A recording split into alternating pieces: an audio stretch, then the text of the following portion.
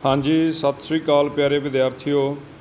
प्यारे बच्चों, अज असी 12वीं क्लास के कहानी भाग विचों गुलजार सिंह संधू जी की लिखी हुई कहानी जिसका नाम है घर जा अपने, कहानी का सार पढ़ांगे। इस कहानी के विच एक धी का विआह जदों हुंदा है तो धी के मन दे विच अपने पेके परिवार प्रति जो मोह है, धी प्रति एक माता पिता का जो मोह है, प्यार है, तो इस कहानी के विच एक भैन अते भरा दे प्यार नूं भी पेश किया गया है। सो जिथे असी एक कुड़ी प्रति ये कह रहे हैं कि घर जा अपने। सो जिवें गुरदास मान जी का एक गीत है कि तू जम्मी तां मापे कहण पराई ऐ धीए, सौहरे घर विच कहण बेगानी जाई ऐ धीए, तैनूं किहड़े घर दी आखां तैनूं की सत्कार दियां, कुड़ीए किस्मत रुड़ीए तैनूं इन्ना प्यार दियां। सो एक धी दी, एक भैन दी, एक बेटी दी एक कहानी है, एक दास्तान है, जिहदे विच असीं ये समझण दी कोशिश करदे हां कि जदों एक कुड़ी मंगी विआही जांदी आ तो उहदे घर दे विच किस तरह दीयां तैयारियां चलदियां ने, भैन भरावां दा जिहड़ा रुख है वो अपनी भैन प्रति भरा दा की प्यार हुंदा है, अपनी धी प्रति माँ का की प्यार हुंदा ते अपनी धी नूं विआहण प्रति एक पिता के की फर्ज हुंदे ने, समाज की कहंदा कि घर जा अपने। कहण दा भाव कि जदों धी वड्डी हो जाती है 18 साल तो उपर, तो हरेक परिवार दे विच ये गल चलनी शुरू हो जाती है कि भाई कुड़ी दा किते रिश्ता करदे आ, इहनूं विआहुणे आ, फिर ये अपने घर जाऊ। अपने घर तो भाव जिथे असीं उहनूं विआह के तोरदे आ। सो आओ इस कहानी नूं असीं पढ़दे आ कि घर जा अपने। इस कहानी दे विच लेखक ने समाज दे विचों किहड़ियां-किहड़ियां गल्लां नूं, किहड़े-किहड़े रंगां नूं परोस के तुहाडे सन्मुख रखिआ है। सो गुलजार सिंह संधू जी की यह बहुत सोहनी जिहड़ी कहानी आ 12वीं क्लास के पाठ पुस्तक विच शामिल की गई है। आओ इस कहानी नूं पढ़दे हां ते इस कहानी नाल संबंधित समाजिक व्यवस्था नूं, आर्थिक व्यवस्था नूं, साडे राजनीतिक प्रबंध नूं, साडे उस तरह के लोकां दे लोक मनां नूं, उस समय दीयां जिहड़ियां रीति रिवाज सी, उस समय दीयां जिहड़ियां भैन भरावां दे मन दे विच, माता पिता दे मन दे विच अपनी धी प्रति जिहड़ियां भावनावां सी, लेखक ने किस तरह उन्हां नूं परो के तुहाडे सन्मुख रखिआ।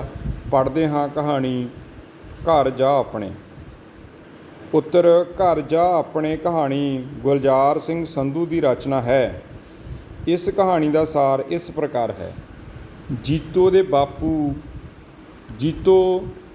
बापू का ब्याह 40 कुछ साल पहला होया सी। हुण इस कहानी दे विच जिहड़ी जीतो आ बेटा वो कुड़ी आ, जिहड़े उहदे बापू का ब्याह 40 साल पहला होया अते इस तो बाद इस घर विच किसी मुंडे का विआह नहीं सी होया। हुण घर दे विच कोई विआह वाली रौनक ही नहीं हुई, 40 साल हो गए सी। हुण मसा जीतो दे भरा दे विआह कराउण दी उम्र हुई सी। हुण जिहड़ी जीतो उस तो वड्डा है उहदा भरा, उहदी उम्र हुई सी कि लै भाई हुण इह मुंडे नूं विआहुणे आ, पर ओह विआह लई नहीं सी मंनदा। ਉਹ ਕਹਿੰਦਾ मैं नहीं ਵਿਆਹ ਕਰਾਉਣਾ ਜੇ। जीतो दे चाचे चाचियाँ, मामे मामियाँ, जीतो दियां दूरों नेड़ों लगदियां भरजाइयाँ ਅਤੇ जीतो दियां ਆਪਣੀਆਂ सहेलियां उस दे भरा नूं ਉਲਾਂਭੇ ਦਿੰਦੀਆਂ सन कि ਉਹ ਉਹਨਾਂ ਨੂੰ ਇਕੱਠੇ ਮਿਲ ਬੈਠਣ ਦਾ ਮੌਕਾ ਨਹੀਂ ਦਿੰਦਾ। ਉਹ ਕਹਿੰਦਾ ਭਾਈ ਵਿਆਹ ਕਰਾ ਲਾ, ਅਸੀਂ ਇਕੱਠੇ ਹੋ ਜਾਵਾਂਗੇ। ਸਾਰੇ ਰਿਸ਼ਤੇਦਾਰ ਉਹਨੂੰ ਕਹਿੰਦੇ, ਪਰ जीतो ਦਾ ਵੀਰ ਵਿਆਹ ਲਈ ਮੰਨਣ ਵਿੱਚ नहीं सी आउंदा। ਉਹ ਕਹਿੰਦਾ मैं नहीं जरा ਜੇ ਵਿਆਹ ਕਰਾਉਣਾ। ਘਰਦਿਆਂ ਨੇ ਆਪਣਾ ਚਾਅ ਪੂਰਾ ਕਰਨ ਲਈ ਜੀਤੋ ਦਾ ਵਿਆਹ ਰਚਾ ਦਿੱਤਾ। ਉਹ ਕਹਿੰਦੇ ਭਾਈ ਮੁੰਡਾ ਨਹੀਂ ਮੰਨਦਾ, ਚਲੋ ਕੁੜੀ ਦਾ ਵਿਆਹ ਕਰ ਲੈਂਦੇ ਹਾਂ। 40 ਸਾਲ ਹੋ ਗਏ ਘਰ ਦੇ ਵਿੱਚ ਵਿਆਹ ਨਹੀਂ ਦੇਖਿਆ, ਕੋਈ ਰਿਸ਼ਤੇਦਾਰ ਨਹੀਂ ਇਕੱਠੇ ਹੋਏ, ਕੋਈ ਸ਼ਗਨ ਨਹੀਂ ਹੋਏ, ਕੋਈ ਖੁਸ਼ੀਆਂ ਨਹੀਂ ਹੋਈਆਂ। ਚਲੋ ਜੇ ਮੁੰਡਾ ਨਹੀਂ ਮੰਨਦਾ ਕਹਿੰਦੇ ਆਪਾਂ ਕੁੜੀ ਵੀ ਵਿਆਹੁਣ ਵਾਲੀ ਹੈ, ਇਹਦਾ ਵਿਆਹ ਰੱਖ ਦਿੰਦੇ ਹਾਂ। ਇਸ ਤਰ੍ਹਾਂ ਮਿਲ ਬੈਠਣ ਦਾ ਮੌਕਾ ਮਿਲਦਾ ਸੀ ਅਤੇ ਸਭ ਦਾ ਭਾਰ ਹੌਲਾ ਹੁੰਦਾ। ਸੋ ਇੱਥੇ ਅਸੀਂ ਕਹਾਣੀ ਨੂੰ ਗੱਲ ਕਰਦੇ ਹਾਂ ਕਿ ਜਿਵੇਂ ਅਸੀਂ ਪਹਿਲਾਂ ਪੜ੍ਹਿਆ ਨਾ 9ਵੀਂ ਕਲਾਸ ਦੇ ਵਿੱਚ ਵੀ, ਖੁਸ਼ੀਆਂ ਆਪੇ ਨਹੀਂ ਆਉਂਦੀਆਂ। ਘਰ ਦੇ ਵਿੱਚ ਖੁਸ਼ੀਆਂ ਕਿਹੜੇ ਲੈ ਕੇ ਆਉਣ ਲਈ, ਰੌਣਕਾਂ ਲੈ ਕੇ ਆਉਣ ਲਈ ਉਦੋਂ ਵਿਆਹ ਰਚਾਏ ਜਾਂਦੇ ਸੀ। ਵਿਆਹ ਬਹੁਤ ਵੱਡਾ ਫੈਸਟੀਵਲ ਹੁੰਦਾ ਸੀ ਉਦੋਂ ਪਰਿਵਾਰਾਂ ਦਾ ਇਕੱਠੇ ਹੋਣ ਲਈ। ਅਤੇ ਅੱਜ ਕੱਲ੍ਹ ਦੇ ਵਿਆਹ ਬੇਟਾ ਅਸੀਂ ਪੈਲਸ 'ਚ ਜਾਂਦੇ ਹਾਂ, 2 ਘੰਟਿਆਂ 'ਚ ਖਾ ਪੀ ਕੇ ਸ਼ਗਨ ਦੇ ਕੇ ਮੁੜੇ ਆਉਂਦੇ ਹਾਂ। ਪਹਿਲਾਂ ਬੇਟਾ ਵਿਆਹ ਹਫ਼ਤਾ ਚੱਲਦੇ, ਮੇਲੇ ਆਉਣਾ, ਲੱਡੂ ਵੱਟਣੇ, ਗੀਤ ਗਾਉਣੇ, ਉੱਥੇ ਹੀ ਰਹਿਣਾ, ਮੰਜੇ ਬਿਸਤਰੇ ਇਕੱਠੇ ਕਰਨੇ, ਕੱਚੇ ਘਰਾਂ ਦੀਆਂ ਛੱਤਾਂ 'ਤੇ ਪੈ ਜਾਣਾ, ਮੱਛਰਦਾਨੀਆਂ ਲਾ ਕੇ ਵਿਹੜੇ 'ਚ ਸੌਂ ਜਾਣਾ, ਅਤੇ ਰੌਣਕ ਰਹਿੰਦੀ ਸੀ। ਹਫ਼ਤਾ ਲੋਕ ਤਰਸ ਜਾਂਦੇ ਸੀ ਕਿ ਯਾਰ ਐਸੀ ਜਿਹੜੀ ਰੌਣਕ ਆ ਕਦੋਂ ਮੁੜ ਕੇ ਫਿਰ ਕੋਈ ਵਿਆਹ ਆਊਗਾ, ਅਸੀਂ ਉਹਦੇ ਵਿੱਚ ਖੁਸ਼ੀਆਂ ਮਨਾਵਾਂਗੇ। ਸੋ ਅੱਜ ਕੱਲ੍ਹ ਦੇ ਵਿਆਹ ਬੇਟਾ ਘੰਟਿਆਂ ਦੇ ਵਿਆਹ ਨੇ, ਡੂੰ ਡੀਜੇ ਹੁੰਦਾ ਚੱਲਦਾ, ਉੱਥੇ ਕੋਈ ਗੱਲਬਾਤ ਨਹੀਂ, ਕੋਈ ਭੈਣ ਭਰਾ ਦੁੱਖ ਸੁੱਖ ਨਹੀਂ ਕਰ ਸਕਦਾ। ਬਸ ਅਸੀਂ ਸਿਰਫ ਖਾ ਪੀ ਕੇ ਸ਼ਗਨ ਦੇ ਕੇ ਮੁੜ ਆਉਂਦੇ ਹਾਂ, ਸਿਰਫ ਇੰਨਾ ਕੁ ਸੀਮਤ ਰਹਿ ਗਿਆ ਅੱਜ ਕੱਲ੍ਹ ਦੇ ਵਿਆਹ। ਆਓ ਅਸੀਂ ਗੱਲ ਕਰਦੇ ਹਾਂ, ਜੀਤੋ ਨੂੰ 17ਵਾਂ ਸਾਲ ਲੱਗ ਗਿਆ ਸੀ। ਹੁਣ ਜਿਹੜੀ ਜੀਤੋ ਦੀ ਉਮਰ ਆ ਬੇਟਾ, ਜਦੋਂ ਤੁਹਾਨੂੰ ਸਵਾਲ ਪੁੱਛੇ ਜਾਂਦੇ ਨੇ ਕਿ ਜੀਤੋ ਦੀ ਉਮਰ ਕਿੰਨੀ ਸੀ, 17 ਸਾਲ ਸੀ। 17ਵਾਂ ਸਾਲ ਲੱਗ ਗਿਆ ਸੀ। ਉਸ ਲਈ ਮੁੰਡਾ ਲੱਭ ਲਿਆ ਗਿਆ ਅਤੇ ਘਰ ਵਿੱਚ ਉਸ ਦਾ ਵਿਆਹ ਕਰਨ ਲਈ ਸਲਾਹਾਂ ਹੋਣ ਲੱਗੀਆਂ। ਹੁਣ ਜੀਤੋ ਲਈ ਮੁੰਡਾ ਵੀ ਲੱਭ ਲਿਆ ਅਤੇ ਉਹਦਾ ਵੀ ਭਾਈ ਵਿਆਹ ਰਚਾਵਾਂਗੇ ਜੀਤੋ ਦਾ। ਹੁਣ ਘਰ ਦੇ ਵਿੱਚ ਸਲਾਹਾਂ ਹੋਣ ਲੱਗ ਪਈਆਂ, ਤਿਆਰੀਆਂ ਸ਼ੁਰੂ ਹੋ ਗਈਆਂ, ਪਲੈਨਿੰਗਾਂ ਚੱਲ ਪਈਆਂ ਕਿ ਹੁਣ ਆਪਾਂ ਦਾ ਵਿਆਹ ਰਚਾਵਾਂਗੇ ਕੁੜੀ ਦਾ। ਜੀਤੋ ਦਾ ਵਿਆਹ ਸਿਰ 'ਤੇ ਆ ਗਿਆ ਸੀ। ਹੁਣ ਉਹਦੀ ਡੇਟ ਫਿਕਸ ਕਰ ਲਈ ਕਿ ਜੀਤੋ ਦਾ ਵਿਆਹ ਭਾਈ ਆਪਾਂ ਆਹ ਡੇਟ ਨੂੰ ਰੱਖਾਂਗੇ। ਇਸ ਘਮਸਾਨ ਵਿੱਚ ਉਸ ਦੇ ਭਰਾ ਦੀ ਮੱਤ ਮਾਰੀ ਗਈ। ਮੱਤ ਮਾਰੀ ਤੋਂ ਭਾਵ ਬੇਟਾ ਵੀ ਉਹਨੂੰ ਬਹੁਤ ਸਾਰੀਆਂ ਜ਼ਿੰਮੇਵਾਰੀਆਂ ਸਿਰ 'ਤੇ ਆ ਗਈਆਂ ਵੀ ਇਹ ਚੀਜ਼ ਦਾ ਪ੍ਰਬੰਧ ਕਰੋ, ਇਸ ਚੀਜ਼ ਦਾ ਪ੍ਰਬੰਧ ਕਰੋ। ਅੱਜ ਵਰਗਾ ਬੇਟਾ ਟਾਈਮ ਨਹੀਂ ਕਿ ਤੁਸੀਂ ਟਰੈਕਟਰ ਟਰਾਲੀ ਜਾਂ ਗੱਡੀ ਜੋੜੀ, ਮਾਰਕੀਟ ਗਏ, ਸਾਰਾ ਸਮਾਨ ਇੱਕੋ ਘੰਟੇ 'ਚ ਲੈ ਆਏ, ਵਿਆਹ ਦੀ ਤਿਆਰੀ ਹੋ ਗਈ। ਅੱਜ ਦੇ ਵਿਆਹ ਤਾਂ ਇੱਦਾਂ ਨਹੀਂ, ਤੁਸੀਂ ਕਰਿਆਨੇ ਵਾਲੇ ਨੂੰ ਇੱਕ ਪਰਚੀ ਦਿਓ, ਸਾਰਾ ਸਮਾਨ ਤੁਹਾਡੇ ਪੈਲੇਸ 'ਚ ਪਹੁੰਚ ਜਾਂਦਾ, ਤੁਹਾਡੇ ਘਰ ਪਹੁੰਚ ਜਾਂਦਾ।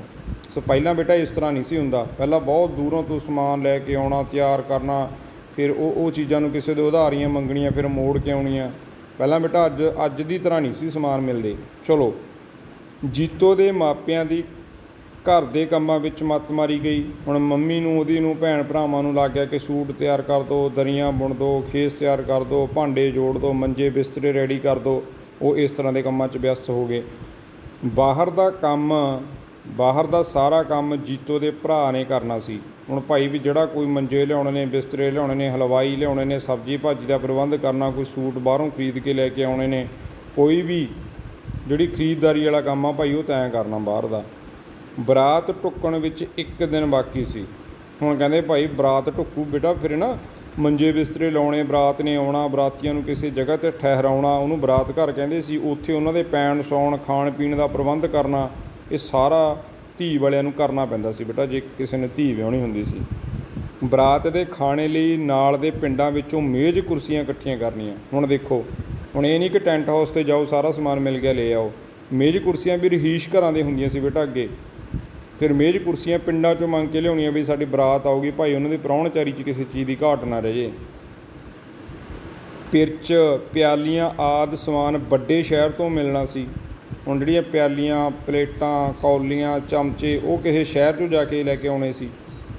ਮੁੰਡੇ ਵਾਲਿਆਂ ਦੀ ਚਿੱਠੀ ਆਈ ਸੀ ਕਿ ਉਹ ਬਿਸਤਰੇ ਨਹੀਂ ਲਿਆ ਰਹੇ।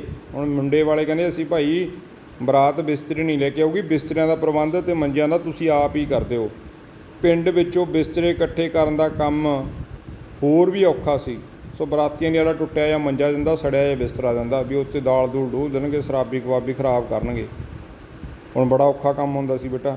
ਹੁਣ ਅੱਜ ਦੀ ਤਰ੍ਹਾਂ ਨਹੀਂ ਕਿ ਜਾਓ ਸ਼ਹਿਰ 'ਚ ਗੱਡੀ ਲੈ ਕੇ ਜਾਓ, ਜਿੰਨੇ ਬਿਸਤਰੇ ਤੁਹਾਨੂੰ ਜੋ ਵੀ ਕੋਈ ਸਰਾਣਾ, ਖੇਸ, ਚਾਦਰਾਂ ਚਾਹੀਦੀਆਂ ਨੇ ਜਾ ਕੇ ਲੈ ਆਓ। ਹੁਣ ਕਿੰਨਾ ਸੌਖਾ ਹੋ ਗਿਆ, ਪੈਸਾ, ਜ਼ਮਾਨਾ ਚੇਂਜ ਹੋ ਗਿਆ, ਸਹੂਲਤਾਂ ਵੱਧ ਗਈਆਂ। ਸੋ ਬੇਟਾ ਬਿਸਤਰੇ ਇਕੱਠੇ ਕਰਨੇ। ਵਿਆਹ ਵਾਲੇ ਘਰ ਲਈ ਤਾਂ ਕੋਈ ਚੀਜ਼ ਸੌਖਿਆਂ ਮਿਲਦੀ ਵੀ ਨਹੀਂ, ਕਿਉਂਕਿ ਮੇਲੀ ਅਤੇ ਬਰਾਤੀ ਇਸ ਨੂੰ 1 ਦਿਨ ਵਿੱਚ ਹੀ ਖਰਾਬ ਕਰ ਦਿੰਦੇ ਨੇ। ਇਸ ਕਰਕੇ ਕੋਈ ਕਹਿੰਦੇ ਪਹਿਲਾਂ ਵਾਲੇ ਸਮੇਂ 'ਚ ਚੀਜ਼ ਦਿੰਦਾ ਹੀ ਨਹੀਂ ਸੀ। ਸੋ ਇੱਕ ਬੀੜੀ ਹੁੰਦੀ ਸੀ, ਜੇ ਕਿਸੇ ਦੇ ਮੰਜਾ ਬਿਸਤਰਾ ਮੰਗਿਆ ਜਾਂਦਾ ਉਹਦਾ ਨਾਮ ਲਿਖਦੇ ਕਾਪੀਆਂ ਦੇ ਉੱਪਰ। ਅਸੀਂ ਵੀ ਜਾਂਦੇ ਹੁੰਦੇ ਸੀ ਬੇਟਾ ਬਿਸਤਰੇ ਇਕੱਠੇ ਕਰਨ, ਪਰਚੀ ਕੱਟ ਕੇ ਉਹਦੇ ਲਾ ਦੇਣੀ, ਮੰਜੇ 'ਤੇ ਦਰੀ 'ਤੇ ਕੋਈ ਨਿਸ਼ਾਨੀ ਲਾ ਦੇਣੀ, ਫਿਰ ਉਹਦਾ ਨਾਮ ਲਿਖਣਾ ਵੀ ਫਲਾਣੇ ਸੂਹ ਕਿਰਪਾਲ ਸੂਹ ਕਿਉਂ, ਇੱਕ ਦਰੀ, ਇੱਕ ਖੇਸ, ਇੱਕ ਮੰਜਾ ਲੈ ਕੇ ਆਏ। ਫਿਰ ਜਦੋਂ ਵਿਆਹ ਬੇਟਾ ਖਤਮ ਹੋ ਜਾਂਦਾ ਉਹ ਲੈਣ ਆਉਂਦੇ ਭਾਈ ਲਿਓ ਮੰਜਾ ਬਿਸਤਰਾ। ਫਿਰ ਬਹਾਨੇ ਨੂੰ ਬਿਠਾ ਕੇ ਚਾਹ ਪਈ ਜਾਂਦੀ, ਲੱਡੂ ਦਿੱਤੇ ਜਾਂਦੇ, ਖਾਲੀ ਕਿਸੇ ਨੂੰ ਮੰਜਾ ਬਿਸਤਰਾ ਨਹੀਂ ਸੀ ਮੋੜਿਆ ਜਾਂਦਾ।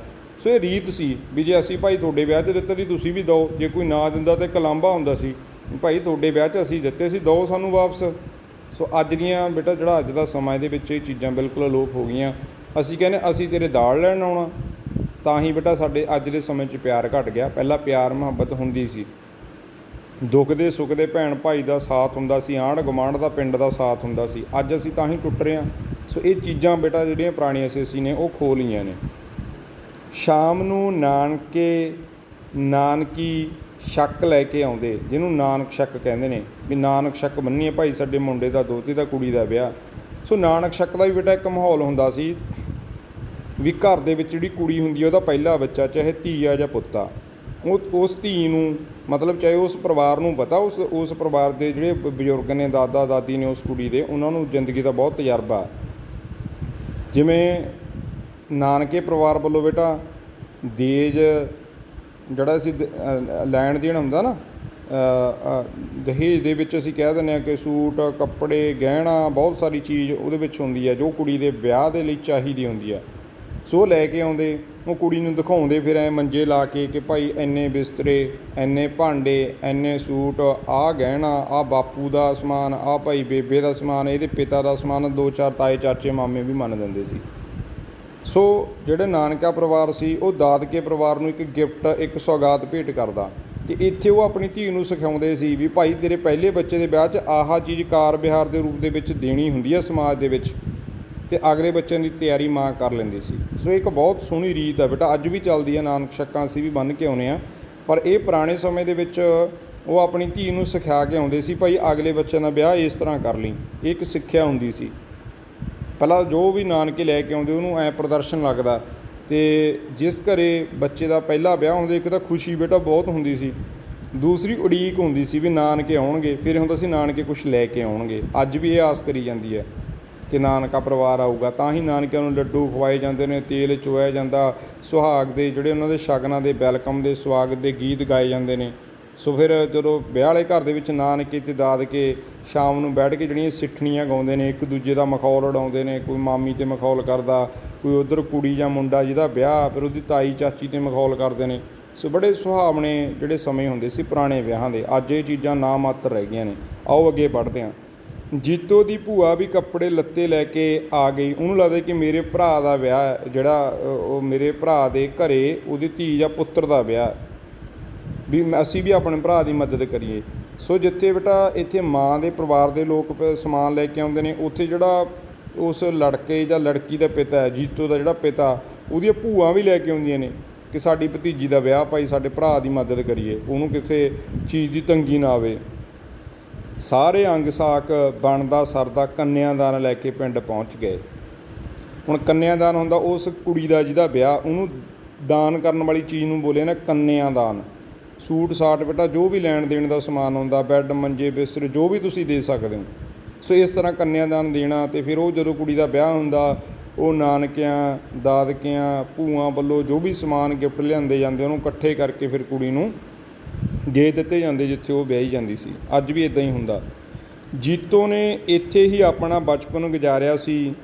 ਸਹੇਲ ਹੰਢਾਏ ਸਨ, ਗੁੱਡੀਆਂ ਪਟੋਲਿਆਂ ਨਾਲ ਖੇਡਿਆ ਸੀ, ਤਰੰਜਣਾਂ ਵਿੱਚ ਬਹਿ ਕੇ ਕੱਤਿਆ ਸੀ, ਅਤੇ ਤੀਆਂ ਦੀਆਂ ਪੀਂਘਾਂ ਝੂਟੀਆਂ ਸਨ। ਹੁਣ ਇੱਕ ਧੀ ਆਪਣੇ ਪੇਕੇ ਪਿੰਡ ਬੇਟਾ ਕਿੱਦਾਂ ਕਿੱਦਾਂ ਦਾ ਜੀਵਨ ਗੁਜ਼ਾਰਦੀ ਹੈ, ਚੰਦ ਲਾਈਨਾਂ ਦੇ ਵਿੱਚ ਤੁਹਾਡੇ ਨਾਲ ਬਿਆਨ ਕੀਤਾ ਗਿਆ। ਇਸ ਸਭ ਕੁਝ ਬਾਰੇ ਸੋਚ ਕੇ ਜੀਤੋ ਉਦਾਸ ਹੋ ਗਈ ਸੀ ਕਿ ਇਹ ਸਾਰਾ ਕੁਝ ਛੱਡ ਕੇ ਜਾਣਾ ਪਊ। ਦੂਜੇ ਦਿਨ ਸਵੇਰੇ 3 ਵਜੇ ਜੀਤੋ ਨੂੰ ਉਠਾ ਦਿੱਤਾ ਗਿਆ। ਸੋ ਬੇਟਾ ਜਿਹੜੇ ਆਨੰਦ ਕਾਰਜ ਸੀ ਨਾ, ਤੁਸੀਂ ਪੁਰਾਣੀਆਂ ਜਿਹੜੀਆਂ ਫਿਲਮਾਂ ਜਾਂ ਅੱਜ ਕੱਲ੍ਹ ਦੀਆਂ ਫਿਲਮਾਂ ਵਿੱਚ ਪੁਰਾਣਾ ਸਮਾਜ ਦਿਖਾਇਆ ਜਾਂਦਾ। ਸੋ ਬੇਟਾ ਪਹਿਲਾਂ ਸਵਖਤੇ 5 ਵਜੇ ਹੀ ਆਨੰਦ ਕਾਰਜ ਹੁੰਦੇ ਸੀ। ਬਰਾਤ ਆਉਂਦੀ, ਉੱਥੇ ਬੇਟਾ ਰਾਤ ਨੂੰ ਬਰਾਤ ਢੁੱਕਦੀ, ਬਰਾਤੀ ਨੱਚਦੇ ਟੱਪਦੇ, ਢੋਲ ਸਪੀਕਰ ਹੁੰਦੇ ਸੀ। ਪਰ ਉਦੋਂ ਅੱਜ ਦੀ ਤਰ੍ਹਾਂ ਡੀਜੇ ਜਾਂ ਕੋਈ ਹੋਰ ਵੱਡੇ ਪ੍ਰਬੰਧ ਨਹੀਂ ਸੀ ਹੁੰਦੇ, ਜਾਂ ਉਹਨਾਂ ਨਾਲ ਬੇਟਾ ਜਿਹੜੇ ਨਚਾਰ ਹੁੰਦੇ ਸੀ ਉਹ ਆਉਂਦੇ। ਉਹ ਬਰਾਤੀ ਰਾਤ ਨੂੰ ਖਾ ਪੀ ਕੇ ਆਪਣਾ ਨੱਚਦੇ ਟੱਪਦੇ ਸੌਂ ਜਾਂਦੇ, ਅਤੇ ਸਾਜਰੇ ਮੁੰਡਾ ਉੱਠ ਕੇ ਇਸ਼ਨਾਨ ਕਰਕੇ 5 ਵਜੇ ਆਨੰਦ ਕਾਰਜ ਲੈਂਦਾ ਸੀ। ਸੋ ਕਿੰਨਾ ਵਧੀਆ ਕਲਚਰ ਸੀ ਉਸ ਟਾਈਮ। ਅਤੇ ਆਓ ਅਸੀਂ ਦੇਖਦੇ ਹਾਂ ਕਿ ਜੀਤੋ ਨੂੰ 3 ਵਜੇ ਉਠਾ ਦਿੱਤਾ ਗਿਆ। ਉਸ ਨੂੰ ਫੇਰਿਆਂ ਵਾਲਾ ਲਾਲ ਸੂਟ ਪਹਿਨਾਇਆ ਗਿਆ, ਸ਼ਗਨਾਂ ਦਾ ਸੂਟ ਪਵਾ ਦਿੱਤਾ ਗਿਆ ਜੀਤੋ ਦੇ। ਲਾਲ ਪਰਾਂਦਾ ਗੁੰਦਿਆ ਗਿਆ, ਉਹਦੀ ਗੁੱਤ ਦੇ ਵਿੱਚ ਜਿਹਨੂੰ ਡੋਰੀ ਕਹਿੰਦੇ ਆ, ਲਾਲ ਪਰਾਂਦਾ ਗੁੰਦਿਆ ਗਿਆ ਅਤੇ ਗਹਿਣਿਆਂ ਨਾਲ ਸ਼ਿੰਗਾਰ ਦਿੱਤਾ ਗਿਆ। ਉਹ ਹੁਣ ਕੁੜੀ ਨੂੰ ਸ਼ਿੰਗਾਰਿਆ ਗਿਆ। ਇਹ ਸਭ ਕੁਝ ਦੇਖ ਕੇ ਜੀਤੋ ਨੂੰ ਰੋਣਾ ਆ ਗਿਆ। ਰੋਂਦੀ ਕਰਲਾਂਦੀ ਜੀਤੋ ਨੂੰ ਚੁੱਪ ਕਰਵਾ ਕੇ ਆਨੰਦ ਕਾਰਜ ਵਾਸਤੇ ਬਿਠਾ ਦਿੱਤਾ ਗਿਆ। ਉਸ ਨੂੰ ਪਰਨਾ ਲੈ ਕੇ ਲੈ ਜਾਣ ਵਾਲਾ ਉਸ ਦੇ ਬਰਾਬਰ ਬੈਠਾ। ਹੁਣ ਜਿਹੜਾ ਵੀ ਆਨੰਦ ਕਾਰਜ ਕਰਵਾ ਕੇ ਉਹਨੂੰ ਜਿਹਨੇ ਲੈ ਕੇ ਜਾਣਾ ਸੀ, ਉਹਦਾ ਪਤੀ, ਉਹਨੂੰ ਉਹਦੇ ਬਰਾਬਰ ਬਿਠਾ ਦਿੱਤਾ ਗਿਆ। ਆਨੰਦ ਕਾਰਜ ਕਰਵਾਉਣ ਵਾਲਾ ਭਾਈ ਜੀਤੋ ਨੂੰ ਹਰ ਕੰਮ ਵਿੱਚ ਪਤੀ ਪਰਮੇਸ਼ਰ ਦੀ ਸਲਾਹ ਲੈਣ, ਉਸ ਨੂੰ ਪੁੱਛੇ ਬਿਨਾਂ ਕੋਈ ਕੰਮ ਨਾ ਕਰਨ, ਉਸ ਨੂੰ ਖੁਸ਼ ਰੱਖਣ ਲਈ ਨਿਮਰਤਾ ਅਤੇ ਸਹਿਣਸ਼ੀਲਤਾ ਵਰਗੇ ਗੁਣ ਪੈਦਾ ਕਰਨ ਦੀ ਸਿੱਖਿਆ ਦੇ ਰਿਹਾ ਸੀ। ਹੁਣ ਭਾਈ ਸਾਹਿਬ ਕਹਿੰਦਾ ਕਿ ਭਾਈ ਜਿਹਦੇ ਨਾਲ ਤੇਰਾ ਵਿਆਹ ਹੋਣ ਵਾਲਾ, ਉਹਦੇ ਨਾਲ ਤਾਂ ਜੀਵਨ ਦੇ ਵਿੱਚ ਇਹ ਗੱਲਾਂ ਦਾ ਜ਼ਰੂਰ ਧਿਆਨ ਰੱਖਣਾ। ਸੋ ਬੇਟਾ ਇੱਕ ਪਹਿਲਾਂ ਹੁੰਦਾ ਸੀ ਜਦੋਂ ਨਾ ਕੁੜੀ ਦੇ ਆਨੰਦ ਕਾਰਜ ਹੋ ਜਾਂਦੇ ਤਾਂ ਉਹਦੀਆਂ ਸਹੇਲੀਆਂ, ਤਾਈਆਂ, ਚਾਚੇ ਦੀਆਂ ਕੁੜੀਆਂ ਜਾਂ ਕੋਈ ਸਿਆਣੀਆਂ ਜਿਹੜੀਆਂ ਲੇਡੀਜ਼ ਹੁੰਦੀਆਂ ਸੀ, ਸੋ ਇੱਕ ਸਿੱਖਿਆ ਗਾਉਂਦੀਆਂ ਸੀ। ਉਹ ਸਿੱਖਿਆ ਦੇ ਵਿੱਚ ਇਹ ਕਿਹਾ ਜਾਂਦਾ, ਭਾਈ ਸਹੁਰੇ ਘਰ ਜਾ ਕੇ ਇਹਨਾਂ ਗੱਲਾਂ ਦਾ ਧਿਆਨ ਰੱਖੀ। ਉਹਦੇ ਵਿੱਚ ਆਪਣੇ ਭੈਣਾਂ ਭਰਾਵਾਂ ਦਾ ਪਹਿਲਾਂ ਪਿਆਰ ਦਾ ਜ਼ਿਕਰ ਆਉਂਦਾ, ਫਿਰ ਬਾਬਲ ਦਾ ਜ਼ਿਕਰ ਆਉਂਦਾ, ਮਾਂ ਦਾ ਜ਼ਿਕਰ ਆਉਂਦਾ, ਫਿਰ ਆਪਣੇ ਸਹੁਰੇ ਪਰਿਵਾਰ ਦੀ ਉਹਨੂੰ ਸਿੱਖਿਆ ਦਿੱਤੀ ਜਾਂਦੀ ਹੈ ਕਿ ਹੁਣ ਤੇਰਾ ਬਾਬਲ ਤੇਰਾ ਸਹੁਰਾ, ਹੁਣ ਤੇਰੀ ਮਾਂ ਤੇਰੀ ਸੱਸ ਆ, ਹੁਣ ਤੇਰੇ ਦਿਓਰ ਤੇਰੇ ਭੈਣ ਭਰਾ ਨੇ, ਅਤੇ ਅੱਗੇ ਤੂੰ ਆਪਣੇ ਪਰਿਵਾਰ 'ਚ ਜਿਵੇਂ ਇੱਥੇ ਰਹਿੰਦੀ ਸੀ ਉਵੇਂ ਹੀ ਅੱਗੇ ਰਹੀਂ ਭਾਈ। ਸੋ ਉਹ ਸਿੱਖਿਆ ਜਦੋਂ ਗਾਈ ਜਾਂਦੀ ਅਤੇ ਬੜਾ ਬਰਾਗ ਉਸ ਟਾਈਮ ਵਾਪਰਦਾ, ਅਤੇ ਜੋ ਕੁੜੀ ਸਿੱਖਿਆ ਗਾਉਂਦੀ ਉਹਨੂੰ ਬਹੁਤ ਸਾਰੇ ਲੋਕ ਉੱਠ ਕੇ ਪੈਸੇ ਦਿੰਦੇ ਇਨਾਮ ਦੇ ਵਜੋਂ। ਸੋ ਇਹ ਅੱਜ ਦੇ ਵਿਆਹਾਂ ਦੇ ਸਮੇਂ 'ਤੇ ਇਹ ਚੀਜ਼ਾਂ ਵੀ ਅਲੋਪ ਹੋ ਚੁੱਕੀਆਂ ਨੇ। ਹੁਣ ਕੋਈ ਸਿੱਖਿਆ ਨੂੰ ਸਮਝਦੇ ਨਹੀਂ, ਸਾਰੇ ਲੋਕ ਆਪਣੇ ਆਪ ਨੂੰ ਸਿਖਾਂਦਰੂ ਸਮਝਦੇ ਨੇ ਕਿ ਅਸੀਂ ਬਹੁਤ ਸਿੱਖੇ ਹੋਏ ਹਾਂ। ਅਤੇ ਪਹਿਲਾਂ ਉਹ ਸਿੱਖਿਆ ਨੂੰ ਬਹੁਤ ਮਹੱਤਵ ਦਿੱਤਾ ਜਾਂਦਾ ਸੀ, ਲੋਕ ਸਰਾਉਂਦੇ ਸੀ। ਸੋ ਉਹ ਜਿਹੜੀ ਸਿੱਖਿਆ ਸੀ ਅੱਜ ਦੇ ਵਿਆਹਾਂ ਦੇ ਵਿੱਚੋਂ ਲਗਭਗ ਅਲੋਪ ਹੋ ਚੁੱਕੀ ਆ। ਅੱਗੇ ਫਿਰ ਭਾਈ ਸਾਹਿਬ ਨੇ ਕੀ ਕਿਹਾ, ਭਾਈ ਜੀ ਨੇ ਬਾਬਾ ਫਰੀਦ ਜੀ ਦੇ ਨਿਮਣਸ ਅੱਖਰ ਖਵਣ ਗੁਣ ਜੇਬਾ ਮਣੀਆਂ ਮੰਤ ਵਾਲੇ ਸ਼ਲੋਕ ਦੀਆਂ ਤੁਕਾਂ ਅਜਿਹੇ ਬਰਾਗ ਵਿੱਚ ਕਹੀਆਂ ਕਿ ਸ੍ਰੀ ਗੁਰੂ ਗ੍ਰੰਥ ਸਾਹਿਬ ਜੀ ਦੀ ਹਜ਼ੂਰੀ ਵਿੱਚ ਬੈਠੀਆਂ ਸਭ ਕੁਆਰੀਆਂ ਕੁੜੀਆਂ ਉਦਾਸ ਹੋ ਗਈਆਂ। ਉਹਨਾਂ ਨੂੰ ਆਪਣਾ ਆਉਣ ਵਾਲਾ ਸਮਾਂ ਚੇਤੇ ਆ ਗਿਆ। ਉਹਨਾਂ ਦੇ ਮਾਪੇ ਅਤੇ ਭੈਣ ਭਰਾ ਵੀ ਉਦਾਸ ਸਨ। ਜੀਤੋ ਤਾਂ ਆਪਣੀ ਅੰਮੜੀ ਦੇ ਵਿਹੜੇ ਅਤੇ ਤ੍ਰਿੰਜਣ ਦੀਆਂ ਸਹੇਲੀਆਂ ਤੋਂ ਦੂਰ ਜਾ ਰਹੀ ਸੀ। ਜਦ ਇੱਕ ਹਾਰਮੋਨੀਅਮ ਵਾਲੇ ਗਵੱਈਏ ਨੇ ਇੱਕ ਫਿਲਮੀ ਗੀਤ ਦੀ ਤਰਜ਼ 'ਤੇ ਦਰਦਮਈ ਸ਼ਬਦਾਂ ਵਿੱਚ ਸਹੁਰੇ ਘਰ ਜਾਣ ਵਾਲੀ ਕੁੜੀ ਦੇ ਆਉਣ ਵਾਲੇ ਜੀਵਨ ਦਾ ਚਿੱਤਰ ਖਿੱਚਣਾ ਸ਼ੁਰੂ ਕੀਤਾ ਤਾਂ ਪਹਿਲਾਂ ਹੀ ਛਾਈ ਹੋਈ ਉਦਾਸੀ ਹੋਰ ਤੀਬਰ ਹੋ ਗਈ। ਹੁਣ ਇੱਕ ਬੰਦੇ ਨੇ ਜਿਹੜਾ ਉੱਥੇ ਕੋਈ ਗਵੱਈਆ ਸੀ, ਹੁਣ ਜਿਹੜੀ ਬੇਟਾ ਆਪਾਂ ਸਿੱਖਿਆ ਦੀ ਗੱਲ ਕਰਦੇ ਹਾਂ, ਪਿੰਡਾਂ ਦੇ ਵਿਆਹ ਦੇ ਵਿੱਚ ਕੁੜੀਆਂ ਗਾਇਆ ਕਰਦੀਆਂ ਸੀ, ਜਿਨ੍ਹਾਂ ਦੀ ਆਵਾਜ਼ ਸੁਰੀਲੀ ਸੀ, ਉਹ ਵਧੀਆ ਢੰਗ ਨਾਲ ਉਸ ਸਿੱਖਿਆ ਨੂੰ ਨਿਭਾ ਸਕਦੀਆਂ ਸੀ, ਉਹ ਗਾਉਂਦੀਆਂ ਸੀ ਮਾਈਕ 'ਤੇ, ਉਂਝ ਵੀ ਖੜ੍ਹ ਕੇ ਜਾਂ ਸੰਗਤ 'ਚ ਬੈਠ ਕੇ ਗਾਇਆ ਜਾਂਦਾ ਸੀ। ਹੁਣ ਇੱਕ ਗਵੱਈਏ ਨੇ ਇੱਕ ਫਿਲਮੀ ਗਾਣੇ ਦੀ ਤਰਜ਼ 'ਤੇ ਉਹ ਸ਼ਬਦ ਨੂੰ, ਉਹ ਸਿੱਖਿਆ ਨੂੰ ਗਾਉਣਾ ਸ਼ੁਰੂ ਕਰ ਦਿੱਤਾ। ਸੋ ਪਹਿਲਾਂ ਭਾਈ ਜੀ ਦੇ ਵਿਚਾਰ ਸੁਣ ਕੇ ਬਹੁਤ ਲੋਕ ਭਾਵੁਕ ਸੀ, ਅਤੇ ਜਦੋਂ ਉਹਨੇ ਉਹ ਗਾਉਣਾ ਸ਼ੁਰੂ ਕਰ ਦਿੱਤਾ ਸਿੱਖਿਆ ਨੂੰ ਤਾਂ ਹੋਰ ਭਾਵੁਕ ਹੋ ਗਏ ਸਾਰੇ ਲੋਕ। ਜੀਤੋ ਦਾ ਭਰਾ ਵੀ ਇਹ ਸਭ ਕੁਝ ਸੁਣ ਰਿਹਾ ਸੀ। ਉਸਨੇ ਗਾਉਣ ਵਾਲੇ ਨੂੰ ਝਿੜਕਵੇਂ ਜਿਹੇ ਲਹਿਜੇ ਵਿੱਚ ਆ ਕੇ ਗਾਣਾ ਬੰਦ ਕਰ ਲਈ ਗਿਆ, ਕਹਿੰਦਾ ਯਾਰ ਬੰਦ ਕਰ ਦਿਓ ਹੁਣ। ਉਹਨੂੰ ਐਂ ਸੀ ਭਾਵੁਕ ਹੋ ਕੇ ਗਲੇ ਭਰ ਗਏ ਸਭ ਦੇ। ਉਹ ਕਿਸੇ ਤਰ੍ਹਾਂ ਵੀ ਇਹ ਪ੍ਰਗਟ ਨਹੀਂ ਸੀ ਹੋਣ ਦੇਣਾ ਚਾਹੁੰਦਾ ਕਿ ਉਸ ਦਾ ਦਿਲ ਵੀ ਕਮਜ਼ੋਰ ਅਤੇ ਜਜ਼ਬਾਤੀ ਹੈ, ਕਿਉਂਕਿ ਉਹਨਾਂ ਨੇ ਧੀ ਜਾਂ ਆਪਣੀ ਭੈਣ ਤੋਰਨੀ ਸੀ। ਉਹਨਾਂ ਦਾ ਜਿਗਰਾ ਵੱਡਾ ਹੋਣਾ ਚਾਹੀਦਾ ਸੀ। ਬਹੁਤ ਵੱਡੀ ਗੱਲ ਹੁੰਦੀ ਸੀ ਬੇਟਾ ਪਹਿਲਾਂ ਵਾਲੇ ਸਮੇਂ 'ਚ, ਕਿ ਪਹਿਲਾਂ ਬੇਟਾ ਧੀਆਂ ਕੁੜੀਆਂ ਨੂੰ ਇੰਨੀ ਦੂਰ ਵਿਆਹ ਦਿੱਤਾ ਜਾਂਦਾ ਸੀ ਕਿ ਸਾਲ ਸਮਾਹੀ ਦੇ ਹੀ ਭੈਣ ਭਰਾ ਜਾਂਦੇ, ਅਤੇ ਜਦੋਂ 6 ਮਹੀਨਿਆਂ ਬਾਅਦ ਸਾਲ ਬਾਅਦ ਭਰਾ ਮਿਲ ਜਾਂਦਾ ਨਾ ਤਾਂ ਭੈਣਾਂ ਖੁਸ਼ੀ ਦੇ ਵਿੱਚ ਗਲ ਲਾ ਕੇ ਰੋਣ ਲੱਗ ਜਾਂਦੇ ਸੀ, ਉੱਚੀ ਉੱਚੀ ਰੋਂਦੀਆਂ। ਅਤੇ ਆਂਢੀ ਗੁਆਂਢੀ ਕਹਿੰਦੇ ਸੀ ਕੀ ਹੋ ਗਿਆ, ਫਿਰ ਕਹਿੰਦੇ ਸੀ ਕੋਈ ਨਹੀਂ ਭਾਈ, ਇਹਦਾ ਕੋਈ ਪੇਕੇ ਪਿੰਡ ਤੋਂ ਆਇਆ ਹੋਊਗਾ, ਭਰਾ ਆਇਆ ਹੋਊਗਾ ਜਾਂ ਮਾਪੇ ਆਏ ਹੋਣਗੇ। ਸੋ ਐਡਾ ਬਰਾਗ ਹੁੰਦਾ ਸੀ ਬੇਟਾ। ਜਿਹੜੀਆਂ ਕੁੜੀਆਂ ਅਨਪੜ੍ਹ ਸੀ ਉਹ ਤਾਂ ਚਿੱਠੀ ਵੀ ਨਹੀਂ ਲਿਖ ਸਕਦੀਆਂ ਸੀ, ਪੜ੍ਹੀਆਂ ਲਿਖੀਆਂ ਚਿੱਠੀ ਲਿਖ ਦਿੰਦੀਆਂ, ਦੁੱਖ ਸੁੱਖ ਸਾਂਝੇ ਕਰ ਲੈਂਦੀਆਂ। ਅਤੇ ਅੱਜ ਵਾਲਾ ਜ਼ਮਾਨਾ ਨਹੀਂ ਕਿ ਲਾਈਵ ਅਸੀਂ ਫੋਨ ਕਰਦੇ ਹਾਂ, ਵਟਸਐਪ 'ਤੇ ਚੈਟਿੰਗ ਹੁੰਦੀ ਹੈ, SMS ਭੇਜਦੇ ਹਾਂ, ਵੀਡੀਓ ਕਾਲ ਕਰਦੇ ਹਾਂ, ਜਾਂ ਬਹੁਤ ਸਾਰੇ ਸੋਰਸ ਨੇ।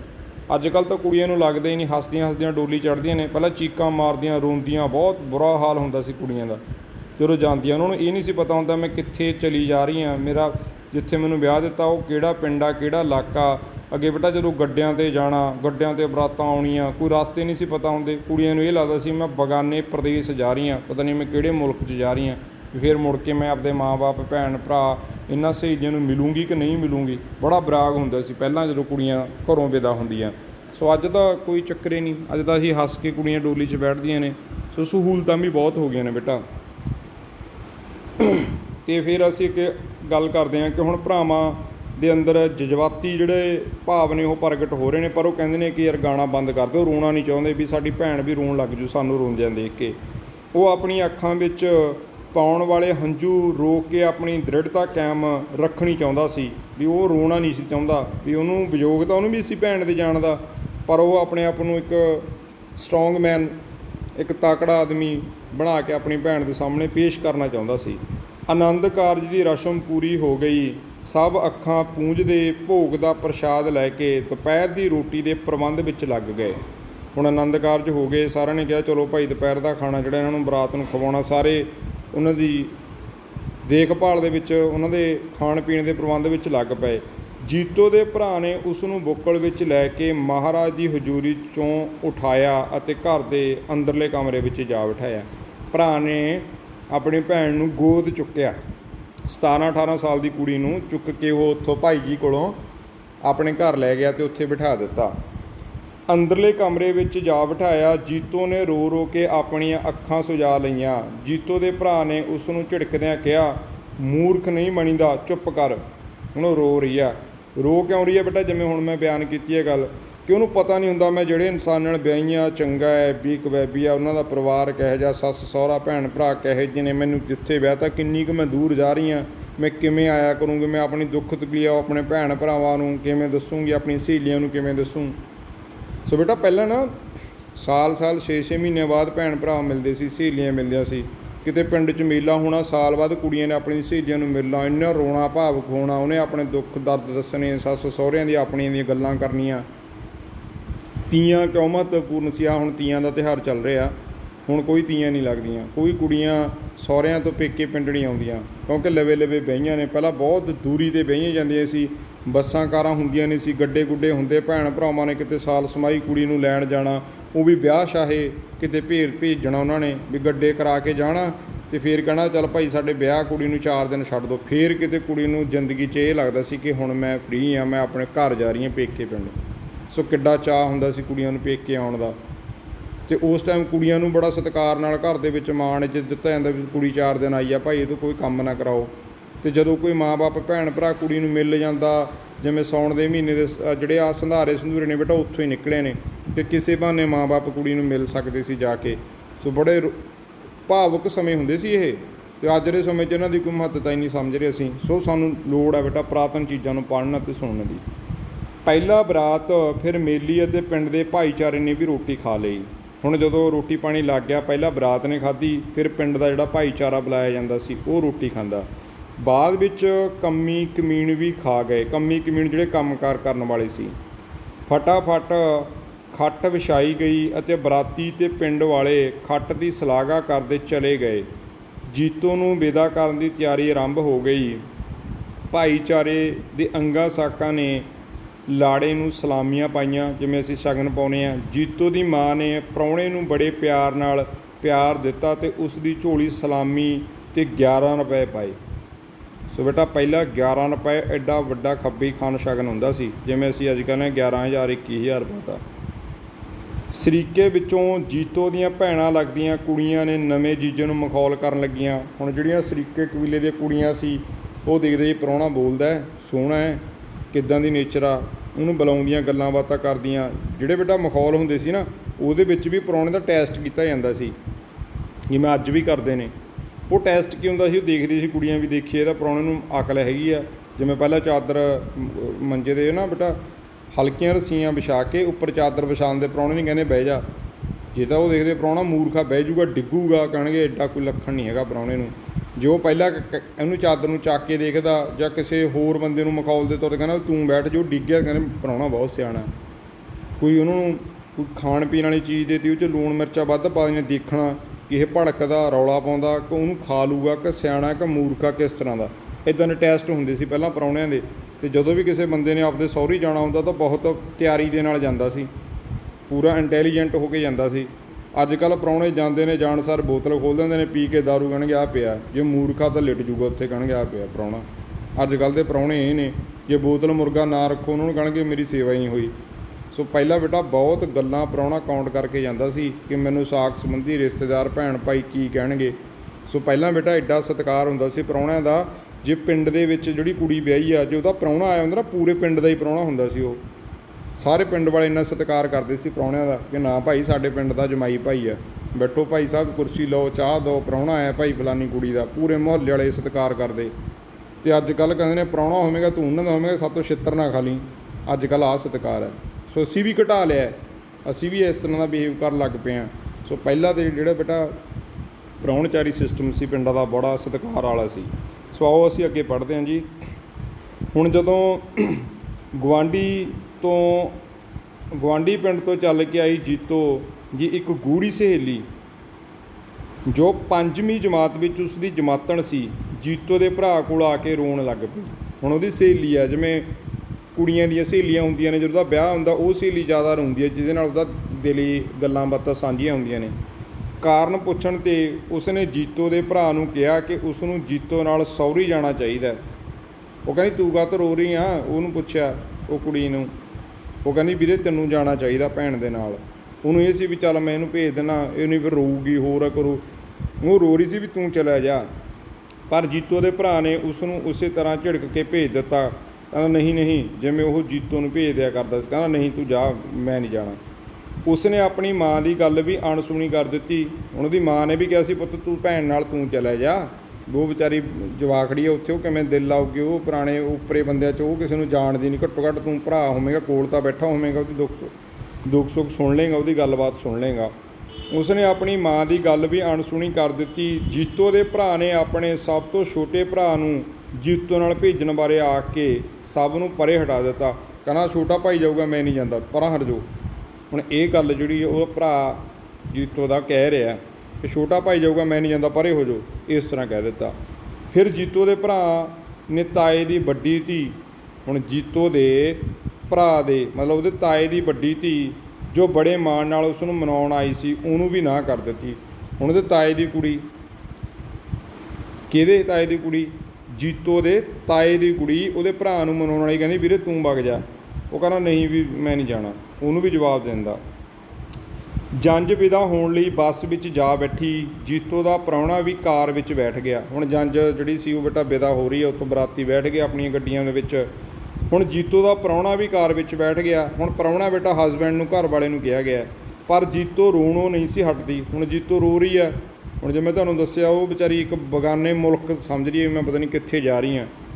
ਉਹ ਘਰ ਤੋਂ ਕਾਰ ਵੱਲ ਪੈਰ ਪੁੱਟਣ ਦਾ ਨਾਂ ਨਹੀਂ ਸੀ ਲੈਂਦੀ। ਉਹ ਤੁਰੇ ਨਹੀਂ ਰਹੀ, ਕਾਰ 'ਚ ਬੈਠਣ ਹੀ ਨਹੀਂ ਸੀ ਚਾਹ ਰਹੀ। ਤੁਸੀਂ ਦੇਖਿਆ ਹੋਊਗਾ ਪੁਰਾਣੀਆਂ ਫਿਲਮਾਂ ਦੇ ਵਿੱਚ ਭਰਾ ਉਹਨੂੰ ਚੱਕ ਕੇ ਡੋਲੀ ਦੇ ਵਿੱਚ, ਗੱਡੇ ਦੇ ਵਿੱਚ ਬਿਠਾਉਂਦਾ ਜਾਂ ਕਾਰ ਦੇ ਵਿੱਚ ਬਿਠਾਉਂਦਾ। ਸੋ ਪੁਰਾਣਾ ਇਹ ਹੁੰਦਾ ਸੀ। ਤੁਸੀਂ ਅੱਜ ਵੀ ਦੇਖਿਆ ਨਾ, ਜਦੋਂ ਕੁੜੀ ਨੂੰ ਵਿਦਾ ਕਰਦੇ ਨੇ ਉਹ ਉਹਦੇ ਕਮਰੇ 'ਚ ਉਹਨੂੰ ਭੈਣ ਭਰਾ ਤਾਏ ਚਾਚੇ ਉਹਨੂੰ ਗਲ ਨਾਲ ਲਾ ਕੇ ਰੂੰਦੀ ਉਹਨੂੰ ਫੜ ਕੇ ਉਹ ਗੱਡੀ 'ਚ ਬਿਠਾ ਰਹੇ ਨੇ। ਇਹ ਅੱਜ ਵੀ ਸੰਸਕਾਰ ਉੱਦਾਂ ਦੀ ਉੱਦਾਂ ਚੱਲੇ ਆ ਰਿਹਾ।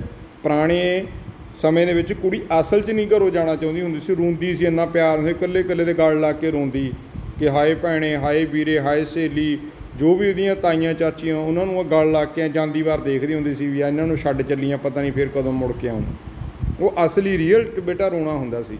ਅਤੇ ਅੱਜ ਦੇ ਸਮੇਂ 'ਚ ਓਕੇ ਬਾਏ ਬਾਏ, ਤਾਏ ਚਾਚੇ ਭਾਬੀ ਵਿੱਚ ਪੈ ਜਾਂਦੇ, ਕੁੜੀ ਭੱਜ ਗਏ।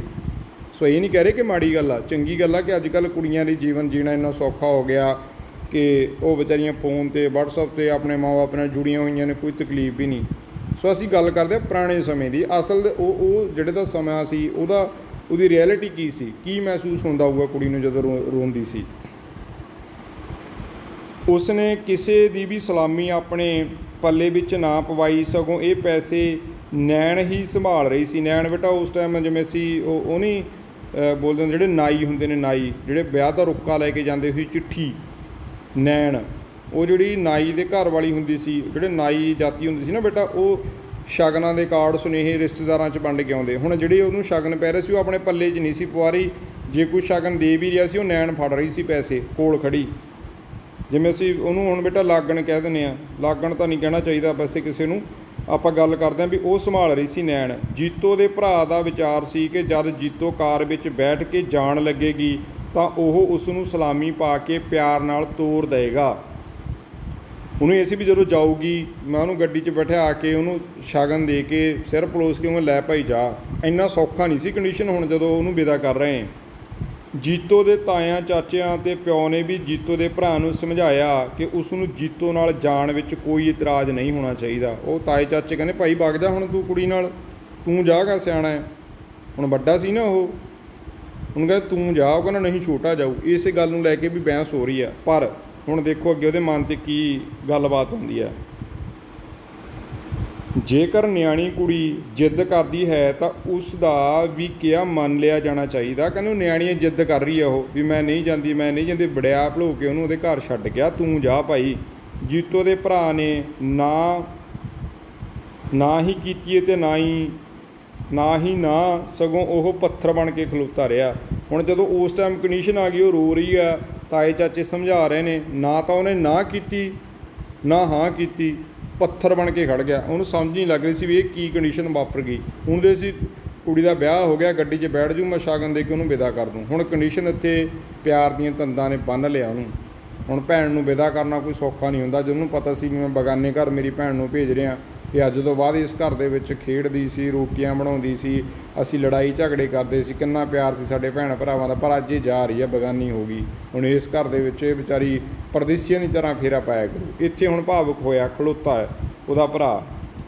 ਜੰਝ ਦੇ ਵਿਦਾ ਹੋਣ ਵਿੱਚ ਦੇਰ ਹੋ ਰਹੀ ਸੀ, ਪਰ ਜੀਤੋ ਕਾਰ ਵੱਲ ਪੈਰ ਵੀ ਨਹੀਂ ਸੀ ਪੁੱਟ ਰਹੀ। ਜੀਤੋ ਦਾ ਭਰਾ ਰੋਂਦੀ ਕਰਲਾਉਂਦੀ ਅਤੇ ਸਾਲੂ ਵਿੱਚ ਲਪੇਟੀ ਜਾਂ ਵਲੇਟੀ ਜੀਤੋ ਨੂੰ ਆਪਣੇ ਕਲਾਵੇ ਵਿੱਚ ਚੁੱਕ ਕੇ ਲੈ ਆਇਆ।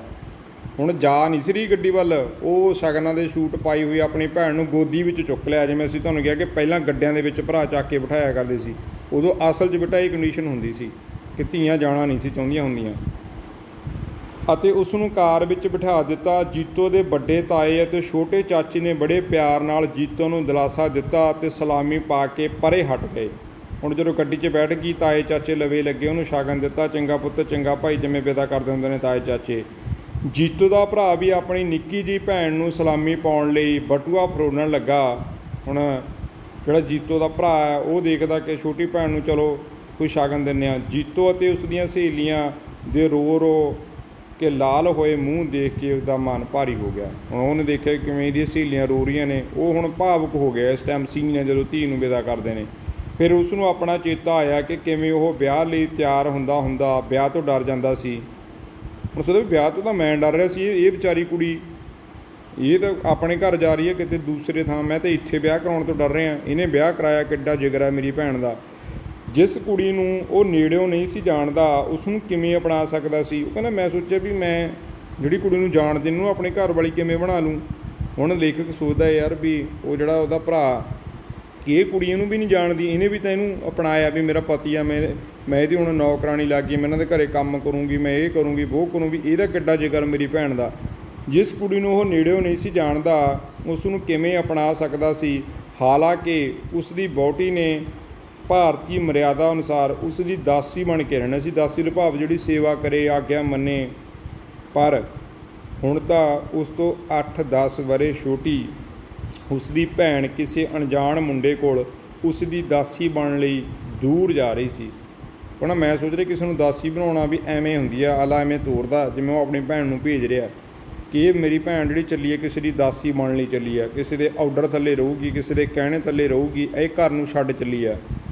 ਪਰ ਹੁਣ ਤਾਂ ਉਸ ਤੋਂ 8-10 ਵਰ੍ਹੇ ਛੋਟੀ ਉਸ ਦੀ ਭੈਣ ਕਿਸੇ ਅਣਜਾਣ ਮੁੰਡੇ ਕੋਲ ਉਸ ਦੀ ਦਾਸੀ ਬਣਨ ਲਈ ਦੂਰ ਜਾ ਰਹੀ ਸੀ, ਜਿੱਥੇ ਸ਼ਾਇਦ ਉਸ ਨੂੰ ਛੇਤੀ ਮਿਲਣ ਲਈ ਵੀ ਨਹੀਂ ਸੀ ਜਾਇਆ ਜਾ ਸਕਣਾ। ਹੁਣ ਕਹਿੰਦਾ ਇੰਨੀ ਦੂਰ ਜਾ ਰਹੀ ਆ ਕਿ ਜਿੱਥੇ ਸ਼ਾਇਦ ਉਸ ਨੂੰ ਛੇਤੀ ਮਿਲਣ ਲਈ ਵੀ ਨਹੀਂ ਸੀ ਜਾਇਆ ਜਾ ਸਕਣਾ, ਜਿੱਥੇ ਜੀਤੋ ਦੀ ਕੋਈ ਸਹੇਲੀ ਨਹੀਂ ਸੀ। ਹੁਣ ਕਹਿੰਦਾ ਸੋਚਦਾ ਵੀ ਉੱਥੇ ਤੇਰੀ ਕੋਈ ਸਹੇਲੀ ਵੀ ਨਹੀਂ, ਜਿੱਥੇ ਉਸਨੇ ਆਪਣੀ ਮਨ ਮਰਜ਼ੀ ਨਾਲ ਥੋੜ੍ਹੇ ਕੀਤੇ ਕੋਈ ਗੱਲ ਨਹੀਂ ਸੀ ਕਰ ਸਕਣੀ। ਉਹਨੂੰ ਲੱਗਿਆ ਵੀ ਜੇ ਕਿਤੇ ਵਿਚਾਰੇ ਦਾ ਦਿਲ ਕਰੂਗਾ ਤਾਂ ਉੱਥੋਂ ਗੱਲ ਵੀ ਨਹੀਂ ਕਰ ਸਕਣੀ ਇਹਨੇ ਜਿੱਥੇ ਜਾ ਰਹੀ ਹੈ। ਇਹ ਸਭ ਕੁਝ ਸੋਚ ਕੇ ਉਹ ਉਦਾਸ ਹੋ ਗਿਆ। ਹੁਣ ਉਹਨੂੰ ਅੱਖਾਂ ਖੁੱਲ੍ਹੀਆਂ, ਯਾਰ ਕਿੰਨਾ ਔਖਾ ਹੁੰਦਾ ਧੀ ਦਾ ਘਰੋਂ ਜਾਣਾ ਅਤੇ ਕਿੰਨਾ ਔਖਾ ਹੁੰਦਾ ਧੀ ਦੇ ਅਗਲੇ ਘਰ ਦੇ ਵਿੱਚ ਐਡਜਸਟਮੈਂਟ ਕਰਨਾ। ਉਦਾਸ ਜਿਹੇ ਮਨ ਨਾਲ ਜੀਤੋ ਦੇ ਵੀਰੇ ਨੇ ਆਪਣੇ ਬਟੂਏ ਵਿੱਚੋਂ ਸਾਰੇ ਦੇ ਸਾਰੇ ਪੈਸੇ ਬਿਨਾਂ ਗਿਣਨ ਤੋਂ ਕੱਢੇ ਅਤੇ ਜੀਤੋ ਦੇ ਹੱਥ 'ਤੇ ਧਰ ਦਿੱਤੇ। ਚੰਗੀ ਭਲੀ ਚੁੱਪ ਹੋਈ ਜੀਤੋ ਇੱਕਦਮ ਫਿੱਸ ਪਈ, ਉਹ ਵੀ ਰੋਣ ਲੱਗ ਗਈ। ਉਸਨੇ ਆਪਣੀ ਹਥੇਲੀ 'ਤੇ ਖਿਲਰੇ ਰੁਪਏ ਕਾਰ 'ਚੋਂ ਬਾਹਰ ਸੁੱਟ ਦਿੱਤੇ ਅਤੇ ਆਪਣੇ ਵੀਰ ਨੂੰ ਜੱਫੀ ਪਾ ਕੇ ਰੋਣ ਲੱਗੀ। ਜੀਤੋ ਦੇ ਭਰਾ ਨੂੰ ਗੱਚ ਆ ਗਿਆ, ਉਹਦਾ ਵੀ ਗਲਾ ਭਰ ਗਿਆ। ਉਸਨੇ ਡਰਾਈਵਰ ਨੂੰ ਕਾਰ ਸਟਾਰਟ ਕਰਨ ਦਾ ਇਸ਼ਾਰਾ ਕੀਤਾ। ਉਸਨੇ ਭਾਰੇ ਜਿਹੇ ਮਨ ਨਾਲ ਆਪਣੇ ਛੋਟੇ ਭਰਾ ਨੂੰ ਜੀਤੋ ਕੋਲੋਂ ਉਠਾ ਕੇ ਹੁਣ ਉਹਨੂੰ ਕਿਹਾ, ਆਪਣੇ ਛੋਟੇ ਭਾਈ ਨੂੰ ਕਹਿੰਦਾ ਤੂੰ ਉੱਠ। ਆਪਣੇ ਬਾਪੂ ਨੂੰ ਫੜਾਇਆ ਉਹਨੇ। ਉਹਦਾ ਛੋਟਾ ਭਰਾ ਇੰਨਾ ਛੋਟਾ ਸੀ, ਉਹਨੂੰ ਗੋਦੀ ਚੱਕ ਕੇ ਆਪਣੇ ਬਾਪੂ ਨੂੰ ਫੜਾਤਾ। ਕਹਿੰਦਾ ਲੈ ਬਾਪੂ ਇਹਨੂੰ ਫੜ ਛੋਟੇ ਭਰਾ ਨੂੰ। ਅਤੇ ਉਸ ਦੀ ਥਾਂ ਉਹ ਆਪ ਜੀਤੋ ਨਾਲ ਵਾਲੀ ਸੀਟ 'ਤੇ ਬੈਠ ਗਿਆ ਅਤੇ ਜੀਤੋ ਦੇ ਹੁਣ ਬੇਟਾ ਉਹਨੇ ਆਪਣੇ ਭਰਾ ਨੂੰ ਉੱਥੋਂ ਚੱਕਿਆ, ਆਪਦੇ ਡੈਡੀ ਨੂੰ ਫੜਾਇਆ ਅਤੇ ਜਿੱਥੇ ਉਹਦਾ ਭਰਾ ਬੈਠਾ ਸੀ ਉਹਦੇ ਆਪਣੀ ਭੈਣ ਦੇ ਨਾਲ ਉਹ ਸੀਟ 'ਤੇ ਉਹ ਆਪ ਬੈਠ ਗਿਆ। ਜੀਤੋ ਦੇ ਪਿਓ ਨੇ ਆਪਣੇ ਪੁੱਤਰ ਅਥਵਾ ਜੀਤੋ ਦੇ ਵੱਡੇ ਵੀਰ ਨੂੰ ਕੱਪੜੇ ਬਦਲਣ ਲਈ ਕਿਹਾ। ਉਹਨੇ ਕਿਹਾ ਕਿ ਵੀ ਪੁੱਤ ਤੂੰ ਆਪਣੀ ਭੈਣ ਨਾਲ ਤੂੰ ਜਾਏਗਾ। ਹੁਣ ਉਹ ਸਮਝ ਗਏ ਸੀ ਵੀ ਹੁਣ ਜਿਹੜਾ ਇਹਦਾ ਮਨ ਭਰ ਗਿਆ ਇਹਦੇ ਭਰਾ ਦਾ, ਹੁਣ ਜੀਤੋ ਨੂੰ ਵਿਦਾ ਕਰਨ ਇਹ ਆਪ ਜਾਊ। ਉਹ ਕਹਿੰਦੇ ਭਾਈ ਕੱਪੜੇ ਦਾ ਹੋਰ ਬਦਲ ਲਾ, ਤੂੰ ਕੁੜੀ ਦੇ ਸਹੁਰੀ ਜਾ ਰਿਹਾ। ਕਹਿੰਦੇ ਸਬਜ਼ੀ ਨਾਲ ਖਰਾਬ ਹੋ ਗਏ ਸਨ, ਸਬਜ਼ੀ ਲੱਗੀ ਪਈ ਆ ਕੱਪੜੇ ਨੂੰ, ਭਾਈ ਕੱਪੜੇ ਬਦਲ ਲਾ ਫਿਰ ਜੇ ਤੂੰ ਨਾਲ ਜਾਏਂਗਾ ਹੀ। ਪਰ ਉਸਨੇ ਬਾਪੂ ਦੇ ਬੋਲਾਂ ਨੂੰ ਅਣਸੁਣੇ ਕਰਕੇ ਰੋਂਦੀ ਜੀਤੋ ਨੂੰ ਚੁੱਪ ਕਰਨ ਲਈ ਕਿਹਾ ਅਤੇ ਉਹਨਾਂ ਹੀ ਕੱਪੜਿਆਂ ਨਾਲ ਜੀਤੋ ਨਾਲ ਤੁਰ ਗਿਆ। ਕਹਿੰਦਾ ਕੋਈ ਚੱਕਰ ਨਹੀਂ, ਮੈਂ ਇਹੋ ਜਿਹੇ ਕੱਪੜਿਆਂ ਨਾਲ ਹੀ ਆਪਣੀ ਭੈਣ ਨੂੰ ਵਿਦਾ ਕਰਕੇ ਆਊਂਗਾ। ਇਸ ਤਰ੍ਹਾਂ ਘਰ ਜਾ ਆਪਣੀ ਕਹਾਣੀ ਆਪਣੇ ਸਮੇਂ ਦੇ ਵਿਆਹ ਦੇ ਮਾਹੌਲ ਅਤੇ ਆਪਸੀ ਰਿਸ਼ਤਿਆਂ ਨੂੰ ਪ੍ਰਗਟ ਕਰਦੀ ਹੈ। ਸੋ ਬੇਟਾ ਇੱਕ ਭੈਣ ਭਰਾ ਇੱਕ ਧੀ ਦੇ ਵਿਦਾ ਕਰਨ ਨੂੰ ਲੈ ਕੇ, ਪੁਰਾਤਨ ਵਿਆਹ ਨੂੰ ਲੈ ਕੇ ਬਹੁਤ ਹੀ ਸੰਵੇਦਨਸ਼ੀਲ ਜਿਹੜੀ ਇਹ ਕਹਾਣੀ ਆ। ਜਿਹੜੇ ਲੋਕਾਂ ਨੇ ਇਸ ਸਮੇਂ ਨੂੰ ਮਾਣਿਆ ਜਾਂ ਦੇਖਿਆ ਉਸ ਕਹਾਣੀ ਨੂੰ ਬਹੁਤ ਵਧੀਆ ਢੰਗ ਨਾਲ ਸੁਣਨਗੇ ਅਤੇ ਸਮਝਣਗੇ। ਸੋ ਇਹ ਇੱਕ ਬੜੀ ਮੋਹ ਭਰੇ ਪਿਆਰ ਦੇ ਰਿਸ਼ਤੇ ਦੀ ਅਤੇ ਪੁਰਾਤਨ ਵਿਆਹ ਦੀ ਇੱਕ ਸਟੋਰੀ, ਇੱਕ ਫਿਲਮ ਸਾਡੀਆਂ ਅੱਖਾਂ ਸਾਹਮਣੇ ਪੇਸ਼ ਕਰਦੀ ਆ। ਆਓ ਇਸ ਕਹਾਣੀ ਨਾਲ ਸੰਬੰਧਿਤ ਜਿਹੜੇ ਪ੍ਰਸ਼ਨ ਉੱਤਰ ਨੇ ਉਹਨਾਂ ਨੂੰ ਪੜ੍ਹਦੇ ਹਾਂ। ਪਹਿਲਾ ਪ੍ਰਸ਼ਨ ਹੈ ਕਿ ਘਰ ਜਾ ਆਪਣੀ ਕਹਾਣੀ ਦੇ ਆਧਾਰ 'ਤੇ ਦੱਸੋ, ਵਿਆਹ ਇਕੱਠੇ ਮਿਲ ਕੇ ਬੈਠਣ ਦਾ ਇੱਕੋ ਇੱਕ ਮੌਕਾ ਹੁੰਦਾ ਹੈ, ਇਹ ਸਹੀ ਹੈ ਜਾਂ ਗਲਤ? ਉੱਤਰ ਹੈ ਸਹੀ। ਜੀਤੋ ਦੇ ਵੀਰ ਦੀ ਵਿਆਹ ਦੇ ਘਮਸਾਨ ਵਿੱਚ ਮੱਤ ਮਾਰੀ ਗਈ ਸੀ ਕਿਉਂਕਿ ਟਿੱਕ ਲਾਉਣਾ ਜੋ ਸਹੀ ਸੀ। ਇੱਕ ਕੰਮ ਮੁੱਕਦਾ ਸੀ, ਦੂਜਾ ਉਸ ਲਈ ਤਿਆਰ ਹੁੰਦਾ ਸੀ। ਉਸ ਦੀ ਮਦਦ ਕਰਨ ਵਾਲਾ ਘਰ ਵਿੱਚ ਹੋਰ ਕੋਈ ਨਹੀਂ ਸੀ। ਉੱਤਰ ਸਹੀ ਕੀ ਹੋਊਗਾ ਕਿ ਇੱਕ ਕੰਮ ਮੁੱਕਦਾ ਸੀ ਅਤੇ ਦੂਜਾ ਉਸ ਲਈ ਤਿਆਰ ਹੁੰਦਾ ਸੀ। ਇਹ ਇਸ ਤਰ੍ਹਾਂ ਦਾ ਰੁਝੇਵਾਂ ਸੀ ਉਹਦੇ ਭਰਾ ਨੂੰ। ਈੜੀ, ਘਰਦਿਆਂ ਨੇ ਆਪਣਾ ਚਾਅ ਪੂਰਾ ਕਰਨ ਲਈ ਕਿਹੜਾ ਤਰੀਕਾ ਲੱਭ ਲਿਆ? ਉੱਤਰ ਹੈ ਜੀਤੋ ਦੇ ਭਰਾ ਦੀ ਥਾਂ ਜੀਤੋ ਦਾ ਵਿਆਹ ਕਰਨਾ। ਉਹ ਕਹਿੰਦੇ ਭਾਈ ਜੀਤੋ ਦਾ ਵਿਆਹ ਕਰ ਦਿੰਦੇ ਹੁਣ, ਜਿਹਦਾ ਭਰਾ ਨਹੀਂ ਕਰਾਉਂਦਾ। ਇਹ ਮੌਕਾ ਲੱਭਿਆ ਉਹਨਾਂ ਨੇ। ਸੱਸਾ, ਆਨੰਦ ਕਾਰਜ ਕਰਾਉਣ ਵਾਲਾ ਭਾਈ ਜੀਤੋ ਨੂੰ ਕੀ ਸਿੱਖਿਆ ਦੇ ਰਿਹਾ ਸੀ? ਉੱਤਰ, ਉਹ ਜੀਤੋ ਨੂੰ ਹਰ ਕੰਮ ਵਿੱਚ ਪਤੀ ਪਰਮੇਸ਼ਰ ਦੀ ਸਲਾਹ ਲੈਣ, ਹਰ ਕੰਮ ਵਿੱਚ ਉਸ ਦੀ ਮਰਜ਼ੀ ਅਨੁਸਾਰ ਕੰਮ ਕਰਨ, ਉਸ ਨੂੰ ਖੁਸ਼ ਰੱਖਣ ਅਤੇ ਨਿਮਰਤਾ, ਸਹਿਣਸ਼ੀਲਤਾ ਅਤੇ ਮਿੱਠਾ ਬੋਲਣ ਵਰਗੇ ਗੁਣ ਧਾਰਨ ਕਰਨ ਦੀ ਸਿੱਖਿਆ ਦੇ ਰਿਹਾ ਸੀ। ਹਾਹਾ, ਜੀਤੋ ਦੀ ਗੂੜੀ ਸਹੇਲੀ ਨੇ ਜੀਤੋ ਦੇ ਵੀਰੇ ਨੂੰ ਰੋ ਕੇ ਕੀ ਕਿਹਾ? ਜੀਤੋ ਦੇ ਨਾਲ ਜਾਣ ਲਈ। ਹੁਣ ਇੱਥੇ ਦੋ ਗੱਲਾਂ ਨੇ ਬੇਟਾ। ਉੱਥੇ ਉਹ ਇਹ ਵੀ ਕਹਿ ਸਕਦੀ ਕਿ ਮੈਂ ਜਾਊਂਗੀ ਜੀਤੋ ਨਾਲ, ਅਤੇ ਬਟ ਉਹ ਸਲਾਹ ਦੇ ਰਹੀ ਸੀ ਵੀਰੇ ਤੂੰ ਚਲਿਆ ਜਾ ਭੈਣ ਨਾਲ, ਮੇਰੀ ਸਹੇਲੀ ਨਾਲ ਤੂੰ ਚਲਿਆ ਜਾਈਂ। ਇੱਦਾਂ ਉਹ ਸਲਾਹ ਦੇਣ ਆਈ ਸੀ। ਅਤੇ ਉਹਦੇ ਤਾਏ ਦੀ ਧੀ ਨੇ ਵੀ ਸਲਾਹ ਦਿੱਤੀ, ਤਾਇਆਂ ਚਾਚਿਆਂ ਫੁੱਫਿਆਂ ਨੇ ਵੀ ਕਿਹਾ, ਬਟ ਉਹ ਕਿਸੇ ਨੇ ਨਹੀਂ ਮੰਨੀ।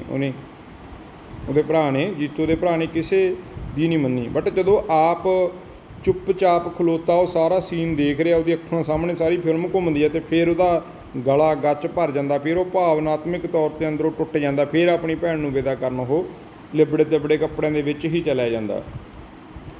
ਜੀਤੋ ਦੇ ਵੀਰ ਨੂੰ ਗੱਚ ਕਿਸ ਗੱਲ ਕਰਕੇ ਆ ਗਿਆ? ਉਹਦਾ ਗਲਾ ਕਿਉਂ ਨਮ ਹੋ ਗਿਆ, ਅੱਖਾਂ ਕਿਉਂ ਨਮ ਹੋ ਗਈਆਂ, ਗਲਾ ਕਿਉਂ ਭਰ ਗਿਆ? ਉੱਤਰ, ਜੀਤੋ ਦੀ ਸਹੁਰੇ ਘਰ ਦੀ ਸਥਿਤੀ ਬਾਰੇ ਸੋਚ ਕੇ, ਉਸ ਦੀ ਰੋਂਦੀ ਦੀ ਹਾਲਤ ਦੇਖ ਕੇ।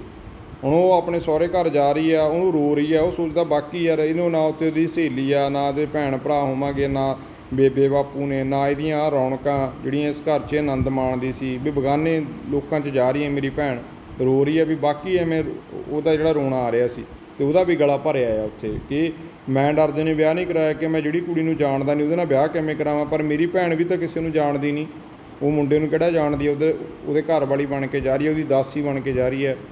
ਮੇਰੀ ਭੈਣ ਕਿਹੋ ਜਿਹਾ ਜੀਵਨ ਜੀਣ ਜਾ ਰਹੀ ਹੈ। ਸੋ ਇਹ ਗੱਲਾਂ ਸਾਰੀਆਂ ਦੇਖ ਕੇ ਲੇਖਕ ਦਾ ਜਿਹੜਾ ਗੱਚ ਭਰ ਜਾਂਦਾ। ਘਰ ਜਾ ਆਪਣੇ ਕਹਾਣੀ ਦਾ ਸਾਰ ਆਪਣੇ ਸ਼ਬਦਾਂ ਵਿੱਚ ਲਿਖੋ। ਬੇਟਾ ਇੱਕ ਪੂਰੀ ਕਹਾਣੀ ਨੂੰ ਤੁਸੀਂ ਸਮਝ ਕੇ ਜਿਵੇਂ ਵੀ ਆਪਾਂ ਉੱਪਰ ਪੜ੍ਹਿਆ ਉਸ ਤਰ੍ਹਾਂ ਆਪਣੇ ਸ਼ਬਦਾਂ ਵਿੱਚ ਵੀ ਤੁਸੀਂ ਲਿਖ ਸਕਦੇ ਹੋ। ਜੀਤੋ ਦੇ ਵੀਰ ਦੇ ਸੁਭਾਅ ਬਾਰੇ ਕੁਝ ਸਤਰਾਂ ਲਿਖੋ, ਉਹਦੀ ਨੇਚਰ ਕਿੱਦਾਂ ਦੀ ਹੈ? ਉੱਤਰ ਹੈ ਜੀਤੋ ਦਾ ਭਰਾ ਵਿਆਹ ਦੀ ਉਮਰ ਹੋਣ 'ਤੇ ਵੀ ਵਿਆਹ ਨਹੀਂ ਸੀ ਕਰਵਾਉਣਾ ਮੰਨਦਾ। ਉਹ ਉਸ ਕੁੜੀ ਨੂੰ ਵੀ ਨਹੀਂ ਅਪਣਾਉਣਾ ਚਾਹੁੰਦਾ ਸੀ ਜਿਸ ਨੂੰ ਉਹ ਨੇੜਿਓਂ ਜਾਣਦਾ ਹੋਵੇ, ਨੇੜਿਓਂ ਨਾ ਜਾਣਦਾ ਹੋਵੇ। ਉਹ ਸੋਚਦਾ ਸੀ ਕਿ ਮੈਂ ਜਿਹੜੀ ਕੁੜੀ ਨੂੰ ਜਾਣਦਾ ਨਹੀਂ, ਮੈਂ ਉਹਦੇ ਨਾਲ ਕਿਉਂ ਵਿਆਹ ਕਰਾਵਾਂ, ਕਿਵੇਂ ਵਿਆਹ ਕਰਵਾ ਸਕਦਾ। ਸੋ ਇਹ ਉਹਦੀਆਂ ਮਨ ਦੀਆਂ ਝਿਜਕਾਂ ਨੇ। ਜੇ ਅਸੀਂ ਕਹੀਏ ਕਿ ਉਹਦੀ ਵਿਆਹ ਦੀ ਉਮਰ ਹੋ ਚੁੱਕੀ ਹੈ ਪਰ ਉਹ ਵਿਆਹ ਕਰਵਾਉਣ ਲਈ ਮੰਨ ਨਹੀਂ ਰਿਹਾ, ਇਸ ਤਰ੍ਹਾਂ ਦੀ ਉਹਦੀ ਨੇਚਰ ਆ। ਆਪਣੀ ਭੈਣ ਜੀਤੋ ਦੇ ਦੂਰ ਵਿਆਹੇ ਜਾਣ ਬਾਰੇ ਸੋਚ ਕੇ ਉਹ ਉਦਾਸ ਹੋ ਜਾਂਦਾ, ਇਹ ਵੀ ਉਹਦੀ ਨੇਚਰ ਹੈ। ਪਰ ਉਹ ਨਹੀਂ ਸੀ ਚਾਹੁੰਦਾ ਕਿ ਕਿਸੇ ਨੂੰ ਇਹ ਪਤਾ ਲੱਗੇ ਕਿ ਉਸ ਦਾ ਦਿਲ ਕਮਜ਼ੋਰ ਅਤੇ ਜਜ਼ਬਾਤੀ ਹੈ। ਜਦੋਂ ਬਾਬੇ ਨੂੰ ਕਹਿੰਦਾ ਯਾਰ ਬੰਦ ਕਰ ਦੇ ਸ਼ਬਦ, ਉਹ ਜਿਸ ਕੰਮ ਲਈ ਇੱਕ ਵਾਰ ਨਾ ਕਰ ਦਿੰਦਾ ਹੈ ਉਸ ਲਈ ਅਕਸਰ ਨਹੀਂ ਸੀ ਮੰਨਦਾ। ਜੋ ਕਿਸੇ ਗੱਲ ਨੂੰ ਨਾ ਕਰ ਦਿੰਦਾ ਅਤੇ ਉਹ ਮੰਨਦਾ ਨਹੀਂ ਸੀ। ਜਿਵੇਂ ਅਸੀਂ ਦੇਖਿਆ ਉਹਨੇ ਕਿਸੇ ਦੀ ਨਹੀਂ ਮੰਨੀ, ਪਰ ਜਦੋਂ ਐਂਡ ਦੇ ਉੱਪਰ ਉਹ ਪੂਰਾ ਸੀਨ ਉਹਦੀ ਅੱਖਾਂ ਸਾਹਮਣੇ ਘੁੰਮਦਾ ਅਤੇ ਫਿਰ ਉਹ ਜਜ਼ਬਾਤੀ ਹੋ ਕੇ ਆਪਣੇ ਆਪ ਨਾਲ ਗੱਲ ਕਰਕੇ ਆਪਣੀ ਭੈਣ ਦੇ ਨਾਲ ਬੈਠ ਜਾਂਦਾ, ਆਪਣੇ ਛੋਟੇ ਭਰਾ ਨੂੰ ਉਹਦੇ ਵਿੱਚੋਂ ਕਾਰ 'ਚੋਂ ਉਤਾਰ ਦਿੰਦਾ ਅਤੇ ਆਪ ਉਸੇ ਕੱਪੜਿਆਂ ਦੇ ਵਿੱਚ ਬੈਠ ਜਾਂਦਾ ਆਪਣੀ ਭੈਣ ਕੋਲ। ਪਰ ਉਹ ਜੀਤੋ ਨਾਲ ਨਾ ਜਾਣ ਦਾ ਆਪਣਾ ਫੈਸਲਾ ਬਦਲ ਲੈਂਦਾ ਹੈ ਅਥਵਾ ਉਸ ਨਾਲ ਚਲੇ ਜਾਂਦਾ ਹੈ। ਸੋ ਜੇ ਇਹਦੇ ਪੂਰੇ ਕਰੈਕਟਰ ਸਕੈਚ ਦੀ ਬੇਟਾ ਗੱਲ ਕਰੀਏ, ਇੱਕ ਭਰਾ ਵਿਆਹ ਦੇ ਵਿੱਚ ਭਰਾ ਦੇ ਕੀ ਰੋਲ ਹੁੰਦੇ ਨੇ, ਬਹੁਤ ਵੱਡਾ ਜਿਹੜਾ ਕਰੈਕਟਰ ਸਕੈਚ ਆ ਉਹ ਜੀਤੋ ਦੇ ਭਰਾ ਦਾ ਅਸੀਂ ਲਿਖ ਸਕਦੇ ਹਾਂ ਇਸ ਕਹਾਣੀ ਦੇ ਆਧਾਰ ਦੇ ਉੱਪਰ। ਹੇਠ ਦਿੱਤੇ ਪ੍ਰਸ਼ਨਾਂ ਦੇ ਉੱਤਰ 1-2 ਸ਼ਬਦਾਂ ਜਾਂ 1-2 ਲਾਈਨ ਵਿੱਚ ਲਿਖੋ। ਪ੍ਰਸ਼ਨ ਨੰਬਰ 1, ਹੇਠ ਦਿੱਤੇ ਪਾਤਰ ਕਿਸ ਕਹਾਣੀ ਦੇ ਪਾਤਰ ਹਨ? ਜੀਤੋ, ਜੀਤੋ ਦਾ ਭਰਾ, ਜੀਤੋ ਦੇ ਮਾਂ-ਬਾਪ, ਚਾਚੇ ਤਾਏ, ਜੀਤੋ ਦਾ ਪਤੀ, ਜੀਤੋ ਦੀਆਂ ਸਹੇਲੀਆਂ। ਇਹ ਕਿਸੇ ਦਾ ਵੀ ਬੇਟਾ ਜ਼ਿਕਰ ਕਰਕੇ ਤੁਹਾਤੋਂ ਪੁੱਛ ਸਕਦੇ ਨੇ ਕਿਹੜੀ ਕਹਾਣੀ ਦੇ ਪਾਤਰ ਨੇ। ਅਸੀਂ ਲਿਖਾਂਗੇ ਉੱਤਰ ਘਰ ਜਾ ਆਪਣੇ ਕਹਾਣੀ ਦੇ। ਪ੍ਰਸ਼ਨ ਨੰਬਰ 2, ਗੁਲਜ਼ਾਰ ਸਿੰਘ ਸੰਧੂ ਦੀ ਕਹਾਣੀ ਘਰ ਜਾ ਆਪਣੇ ਦੇ ਕਿਸੇ ਇੱਕ ਪਾਤਰ ਦਾ ਨਾਂ ਲਿਖੋ। ਬੇਟਾ ਜੇ ਆਹ ਸਾਰੇ ਪਾਤਰਾਂ ਦੇ ਨਾਂ ਤੁਹਾਡੇ ਯਾਦ ਹੋਣਗੇ ਤਾਂ ਅਸੀਂ ਲਿਖਾਂਗੇ। ਉੱਤਰ ਹੈ ਜੀਤੋ, ਮੁੱਖ ਪਾਤਰ ਹੈ ਜੀਤੋ।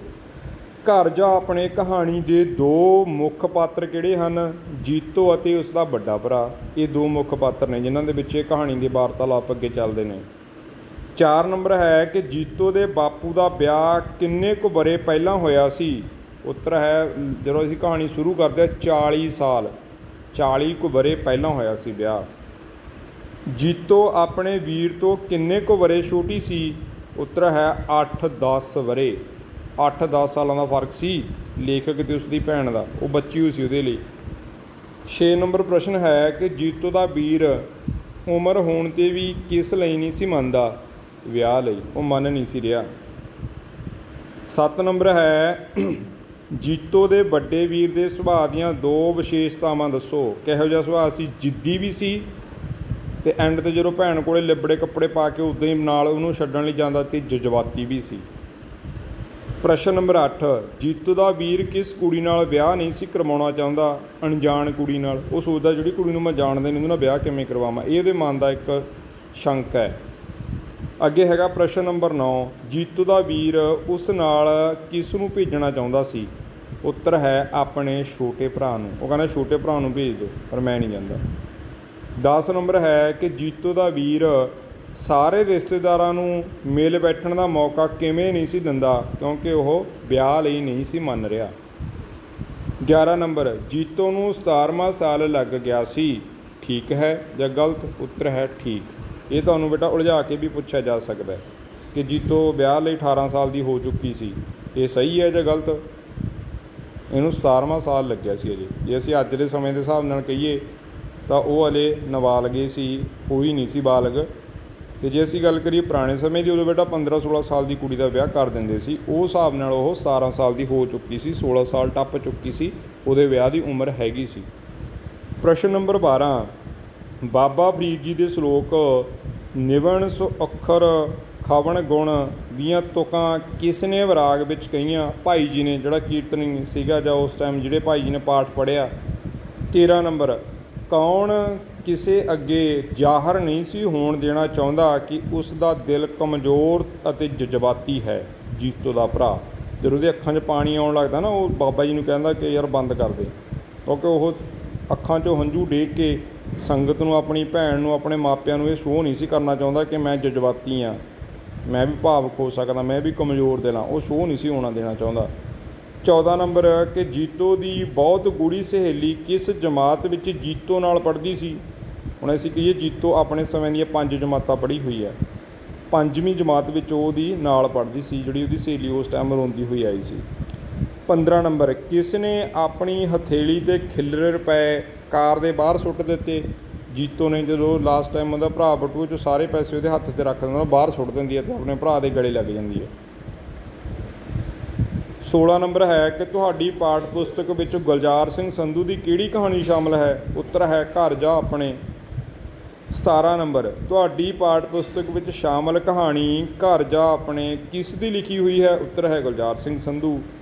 18 ਨੰਬਰ, ਹੇਠ ਦਿੱਤੀਆਂ ਕਹਾਣੀਆਂ ਵਿੱਚੋਂ ਗੁਲਜ਼ਾਰ ਸਿੰਘ ਸੰਧੂ ਦੀ ਕਹਾਣੀ ਕਿਹੜੀ ਹੈ? ਘਰ ਜਾ ਆਪਣੇ। ਅੱਗੇ ਹੈਗਾ ਬੇਟਾ ਜਿਹੜੇ ਤੁਹਾਡੇ ਬਹੁ ਵਿਕਲਪੀ ਪ੍ਰਸ਼ਨ ਨੇ, ਆਪਾਂ ਉਹਨਾਂ ਨੂੰ ਇੱਕ ਐਕਸਰਸਾਈਜ਼ ਦੇ ਰੂਪ ਦੇ ਵਿੱਚ, ਇੱਕ ਪ੍ਰੈਕਟਿਸ ਦੇ ਰੂਪ ਵਿੱਚ ਪੜ੍ਹਦੇ ਹਾਂ। ਹਾਂਜੀ, ਅਸੀਂ ਪਹਿਲੇ ਪ੍ਰਸ਼ਨ ਨੂੰ ਪੜ੍ਹਦੇ ਹਾਂ ਕਿ ਘਰ ਜਾ ਆਪਣੇ ਕਹਾਣੀ ਕਿਸ ਲੇਖਕ ਦੀ ਰਚਨਾ ਹੈ। ਸੋ ਪਹਿਲੇ ਦਾ ਉੱਤਰ ਹੈ ਐੜਾ, ਗੁਲਜ਼ਾਰ ਸਿੰਘ ਸੰਧੂ ਜੀ ਦੀ। 2 ਨੰਬਰ ਹੈ ਕਿ ਜੀਤੋ ਦੇ ਵੱਡੇ ਵੀਰ ਦੇ ਕੱਪੜੇ ਕਿਸ ਤਰ੍ਹਾਂ ਖਰਾਬ ਹੋਏ ਸਨ, ਕਿਹੜੀ ਚੀਜ਼ ਨਾਲ ਕੱਪੜੇ ਲਿਬੜੇ ਪਏ ਸਨ। ਇਹਦਾ ਉੱਤਰ ਹੈ ਈੜੀ ਸਬਜ਼ੀ ਨਾਲ। ਘਰ ਜਾ ਆਪਣੇ ਕਹਾਣੀ 'ਚ ਸਾਰੀ ਜੰਝ ਕਿਸ ਸਵਾਰੀ ਵਿੱਚ ਬੈਠੀ ਸੀ, ਕਿਹਦੇ ਵਿੱਚ ਬੈਠੀ ਸੀ।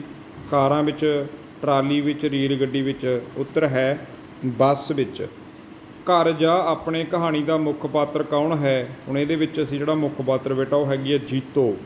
ਕਹਾਣੀਕਾਰ ਗੁਲਜ਼ਾਰ ਸਿੰਘ ਸੰਧੂ ਦਾ ਜਨਮ ਕਦੋਂ ਹੋਇਆ। 1935 ਈਸਵੀ ਵਿੱਚ। ਊੜਾ ਉੱਤਰ ਹੈ।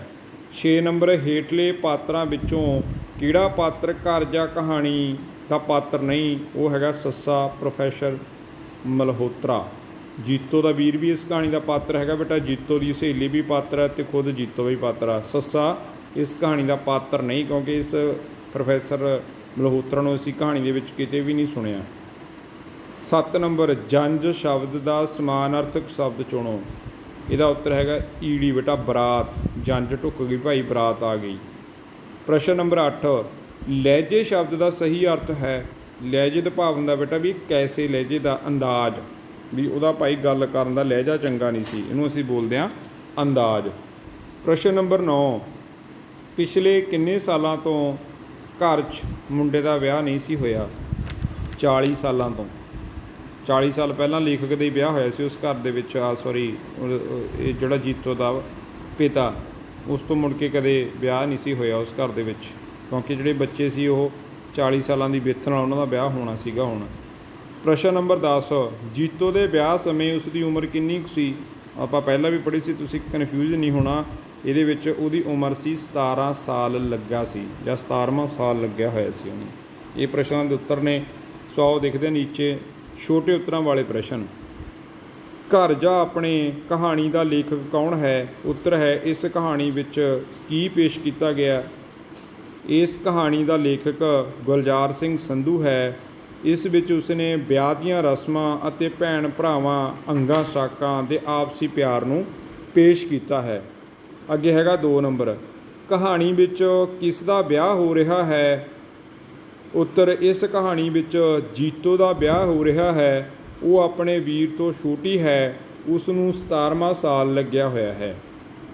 3 ਨੰਬਰ ਪ੍ਰਸ਼ਨ ਦਾ ਉੱਤਰ ਹੈ ਕਿ ਘਰਦਿਆਂ ਨੇ ਚਾਅ ਪੂਰਾ ਕਰਨ ਲਈ ਕੀ ਤਰੀਕਾ ਲੱਭਿਆ। ਉੱਤਰ ਹੈ ਘਰਦਿਆਂ ਨੇ ਚਾਅ ਪੂਰਾ ਕਰਨ ਲਈ ਜੀਤੋ ਦੇ ਵੀਰ ਦੀ ਥਾਂ ਜੀਤੋ ਦਾ ਵਿਆਹ ਰਚਾ ਦਿੱਤਾ। ਉਹਨਾਂ ਦਾ ਵਿਚਾਰ ਸੀ ਕਿ ਇਸ ਤਰ੍ਹਾਂ ਸਭ ਦੇ ਸਿਰ ਦਾ ਭਾਰ ਵੀ ਹੌਲਾ ਹੋ ਜਾਵੇਗਾ। ਪ੍ਰਸ਼ਨ ਨੰਬਰ 4 ਜੀਤੋ ਦੇ ਵਿਆਹ ਕਾਰਨ ਘਰ ਦਾ ਮਾਹੌਲ ਕਿਹੋ ਜਿਹਾ ਸੀ। ਉੱਤਰ ਹੈ ਜੀਤੋ ਦੇ ਵਿਆਹ ਕਾਰਨ ਘਰ ਵਿੱਚ ਖੁਸ਼ੀ ਅਤੇ ਚਾਅ ਦਾ ਮਾਹੌਲ ਸੀ। ਸਾਰੇ ਰਿਸ਼ਤੇਦਾਰਾਂ ਨੂੰ ਰਲ ਮਿਲ ਕੇ ਬੈਠਣ ਦਾ ਮੌਕਾ ਮਿਲ ਗਿਆ ਸੀ ਅਤੇ ਸਾਰੇ ਵਿਆਹ ਦੀਆਂ ਸਲਾਹਾਂ ਕਰਨ ਵਿੱਚ ਲੱਗੇ ਹੋਏ ਸਨ। ਪ੍ਰਸ਼ਨ ਨੰਬਰ 5 ਜੀਤੋ ਦੇ ਵਿਆਹ ਕਰਕੇ ਵੀਰ ਦੀ ਹਾਲਤ ਕਿਹੋ ਜਿਹੀ ਸੀ। ਉਹ ਵਿਚਾਰਾ ਕੰਮਾਂ ਕਾਰਾਂ 'ਚ ਰੁੱਝਿਆ ਹੋਇਆ ਸੀ। ਵਿਆਹ ਕਰਕੇ ਜੀਤੋ ਦੇ ਵੀਰ ਦੀ ਮੱਤ ਮਾਰੀ ਗਈ ਸੀ। ਉਸ ਨੂੰ ਆਪਣੇ ਕੰਮਾਂ ਤੋਂ ਵਿਹਲ ਨਹੀਂ ਸੀ ਮਿਲ ਰਹੀ। ਇੱਕ ਕੰਮ ਕਰਨ ਤੋਂ ਬਾਅਦ ਉਸ ਨੂੰ ਦੂਜੇ ਕੰਮ ਦੀ ਚਿੰਤਾ ਲੱਗ ਜਾਂਦੀ ਸੀ। 6 ਨੰਬਰ ਪ੍ਰਸ਼ਨ ਹੈ ਕਿ ਵਿਆਹ ਦੇ ਕਿਹੜੇ-ਕਿਹੜੇ ਕੰਮ ਬਾਕੀ ਸਨ। ਉੱਤਰ ਹੈ ਵਿਆਹ ਵਿੱਚ 1 ਦਿਨ ਰਹਿ ਗਿਆ ਸੀ। ਅਜੇ ਰਾਗੀਆਂ ਨਾਲ ਗੱਲਬਾਤ, ਫਲ, ਖਾਣ ਖਵਾਉਣ ਲਈ ਮੇਜ਼ ਕੁਰਸੀਆਂ, ਬਰਤਨ ਅਤੇ ਬਿਸਤਰੇ ਇਕੱਠੇ ਕਰਨੇ ਬਾਕੀ ਸਨ। ਇਹ ਸਾਰੇ ਕੰਮ ਬਾਹਰ ਵਾਲੇ ਉਹਦੇ ਭਰਾ ਨੇ ਸੀਗੇ ਕਰਨੇ। ਸੋ ਜਿਵੇਂ ਬੇਟਾ ਪੁਰਾਣੇ ਵਿਆਹਾਂ 'ਚ ਇਹ ਸਾਰੇ ਪ੍ਰਬੰਧ ਹੁੰਦੇ ਸੀ, ਉਹ ਸਾਰੇ ਜੀਤੋ ਦੇ ਵਿਆਹ ਲਈ ਵੀ ਉਹਨਾਂ ਦੇ ਭੈਣ ਭਰਾਵਾਂ ਨੇ ਰਲ ਮਿਲ ਕੇ ਕੀਤੇ। ਵਿਆਹ ਵਿੱਚ ਕਿਹੜੇ-ਕਿਹੜੇ ਰਿਸ਼ਤੇਦਾਰ ਆਏ ਸਨ। ਉੱਤਰ ਹੈ ਵਿਆਹ ਵਿੱਚ ਨਾਨਕੀ ਸ਼ੱਕ ਲੈ ਕੇ ਆਏ ਸਨ। ਭੂਆ ਵੀ ਆਪਣੇ ਤਿਆਰ ਕੀਤੇ ਕੱਪੜੇ ਅਤੇ ਹੋਰ ਅੰਗ ਸਾਕ ਆਪਣਾ ਬਣਦਾ ਸਰਦਾ ਕੰਨਿਆਦਾਨ ਲੈ ਕੇ ਪਹੁੰਚੇ। ਪ੍ਰਸ਼ਨ ਨੰਬਰ 8 ਜੀਤੋ ਕਿਉਂ ਉਦਾਸ ਹੋ ਗਈ। ਉੱਤਰ ਹੈ ਜੀਤੋ ਆਪਣੇ ਪਿੰਡ, ਜਿੱਥੇ ਉਹ ਆਪਣੀਆਂ ਸਹੇਲੀਆਂ ਅਤੇ ਗੁੱਡੀਆਂ ਪਟੋਲਿਆਂ ਨਾਲ ਖੇਡਦੀ ਸੀ, ਤਰੰਜਨਾਂ ਵਿੱਚ ਬੈਠ ਕੇ ਕੱਤ ਰਹੀ ਅਤੇ ਉਹਨਾਂ ਨਾਲ ਪੀਂਘਾਂ ਝੂਟਦੀ ਰਹੀ ਨੂੰ ਯਾਦ ਕਰਕੇ ਉਦਾਸ ਹੋ ਰਹੀ ਸੀ ਕਿ ਮੇਰੇ ਆਪਣੀਆਂ ਸਾਰੀਆਂ ਸਹੇਲੀਆਂ, ਗੁੱਡੀਆਂ, ਪਟੋਲੇ, ਇਹ ਘਰ, ਸਾਰੇ ਰਿਸ਼ਤੇਦਾਰ, ਭੈਣ ਭਾਈ ਮੈਂ ਛੱਡ ਕੇ ਕਿਸੇ ਬੇਗਾਨੇ ਘਰ ਚਲੀ ਜਾਵਾਂਗੀ। ਇਹ ਸੋਚ ਕੇ ਬੇਟਾ ਜਿਹੜੀ ਜੀਤੋ ਆ ਉਦਾਸ ਹੁੰਦੀ ਹੈ। ਪ੍ਰਸ਼ਨ ਨੰਬਰ 9, ਜੀਤੋ ਨੂੰ ਵਿਆਹ ਲਈ ਕਿਵੇਂ ਤਿਆਰ ਕੀਤਾ ਗਿਆ? ਉਸ ਨੂੰ ਫੇਰਿਆਂ ਵਾਲਾ ਸੂਟ ਪਹਿਨਾਇਆ ਗਿਆ। ਜੇ ਅਸੀਂ ਕਹੀਏ ਉਹਨੂੰ ਸਵਖਤੇ 3 ਵਜੇ ਉਠਾ ਕੇ ਨਹਾਇਆ ਗਿਆ। ਉਸ ਨੂੰ ਫੇਰਿਆਂ ਵਾਲਾ ਸੂਟ ਪਹਿਨਾਇਆ ਗਿਆ। ਲਾਲ ਪਰਾਂਦਾ ਉਸ ਦੀ ਗੁੱਤ ਵਿੱਚ ਗੁੰਦਿਆ ਗਿਆ। ਕੁਝ ਸਹੁਰਿਆਂ ਵੱਲੋਂ ਅਤੇ ਨਾਨਕਿਆਂ ਤੋਂ ਆਏ ਕਈ ਪ੍ਰਕਾਰ ਦੇ ਗਹਿਣਿਆਂ ਨਾਲ ਸ਼ਿੰਗਾਰ ਕੀਤਾ ਗਿਆ, ਉਸ ਨੂੰ ਸ਼ਿੰਗਾਰਿਆ ਗਿਆ। ਪ੍ਰਸ਼ਨ ਨੰਬਰ 10, ਆਨੰਦ ਕਾਰਜ ਵੇਲੇ ਜੀਤੋ ਨੂੰ ਕੀ ਸਿੱਖਿਆ ਦਿੱਤੀ ਗਈ?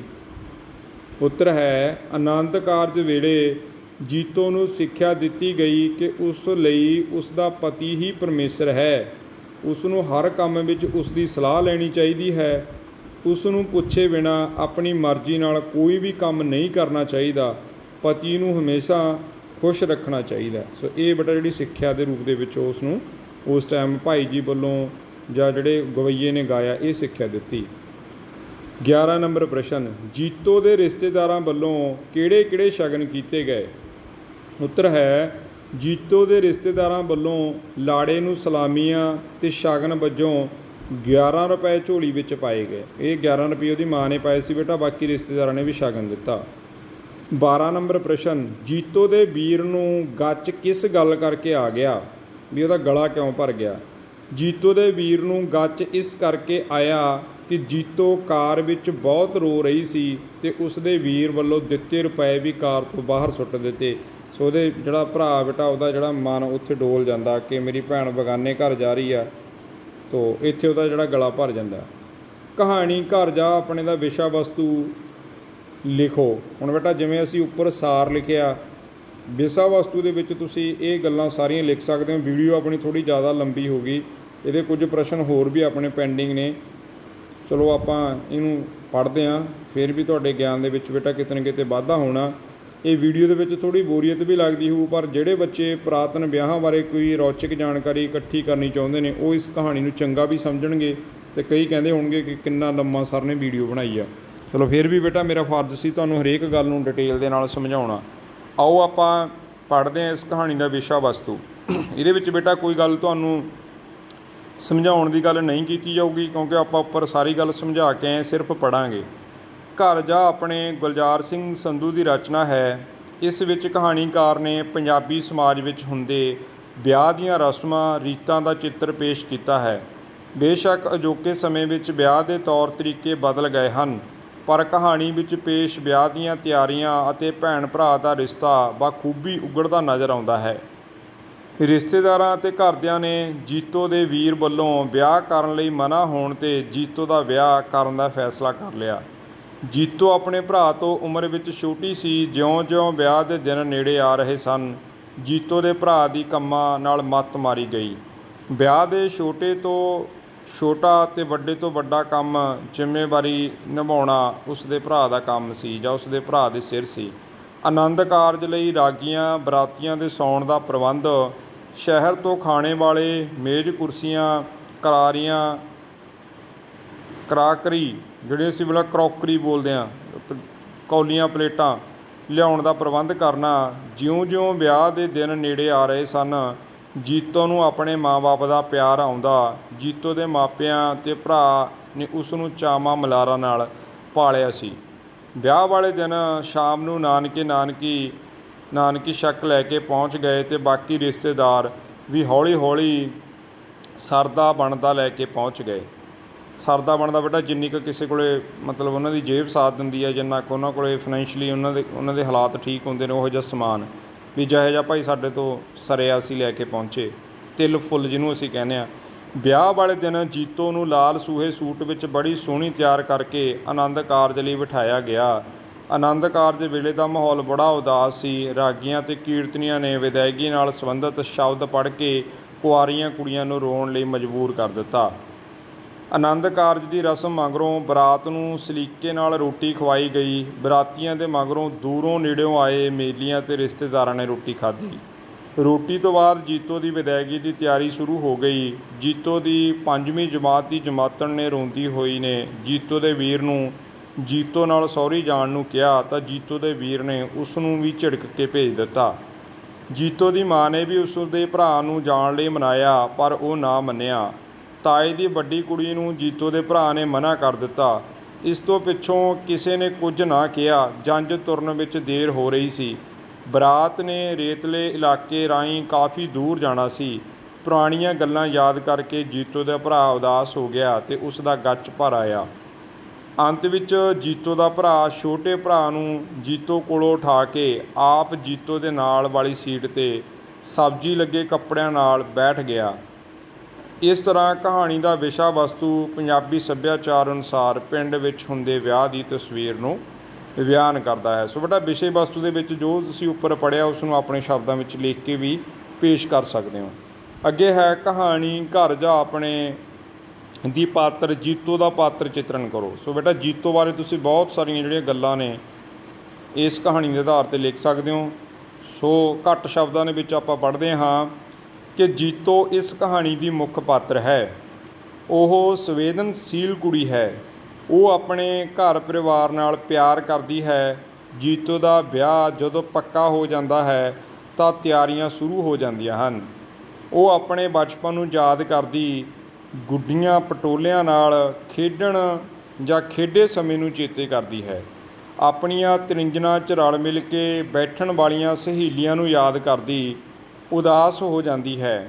ਉਹ ਆਪਣੇ ਵੀਰ ਨੂੰ ਬਹੁਤ ਪਿਆਰ ਕਰਦੀ ਹੈ। ਉਹ ਚਾਹੁੰਦੀ ਹੈ ਕਿ ਡੋਲੀ ਦੇ ਨਾਲ ਉਸ ਦਾ ਭਰਾ ਹੀ ਜਾਵੇ।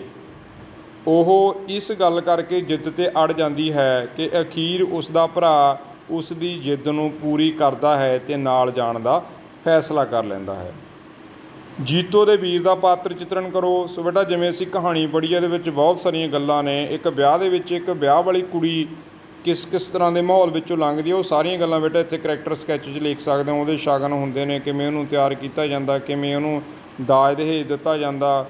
ਸੋ ਬਹੁਤ ਸਾਰੀਆਂ ਭਾਵਨਾਤਮਕ ਗੱਲਾਂ ਵੀ ਇਹਦੇ ਵਿੱਚ ਜੁੜ ਸਕਦੀਆਂ ਨੇ। ਸੋ ਜੇ ਭਰਾ ਦੀ ਗੱਲ ਕਰੀਏ ਕਿ ਜਦੋਂ ਭੈਣ ਦਾ ਵਿਆਹ ਹੁੰਦਾ ਵੀਰ ਨੇ ਕਿਹੜੇ ਕਿਹੜੇ ਕਾਰਜ ਕਰਨੇ ਹੁੰਦੇ ਨੇ ਜਾਂ ਕਿਹੜੇ ਕਿਹੜੇ ਕਾਰਜ ਜਿਹੜਾ ਵੀਰ ਉਹ ਕਰਦਾ, ਉਹ ਸਾਰੀਆਂ ਗੱਲਾਂ ਤੁਸੀਂ ਇੱਥੇ ਇੱਕ ਭਰਾ ਦੇ ਕਰੈਕਟਰ ਸਕੈਚ ਦੇ ਵਿੱਚ ਲਿਖ ਸਕਦੇ ਹੋ ਇਸ ਕਹਾਣੀ ਦੇ ਆਧਾਰ 'ਤੇ।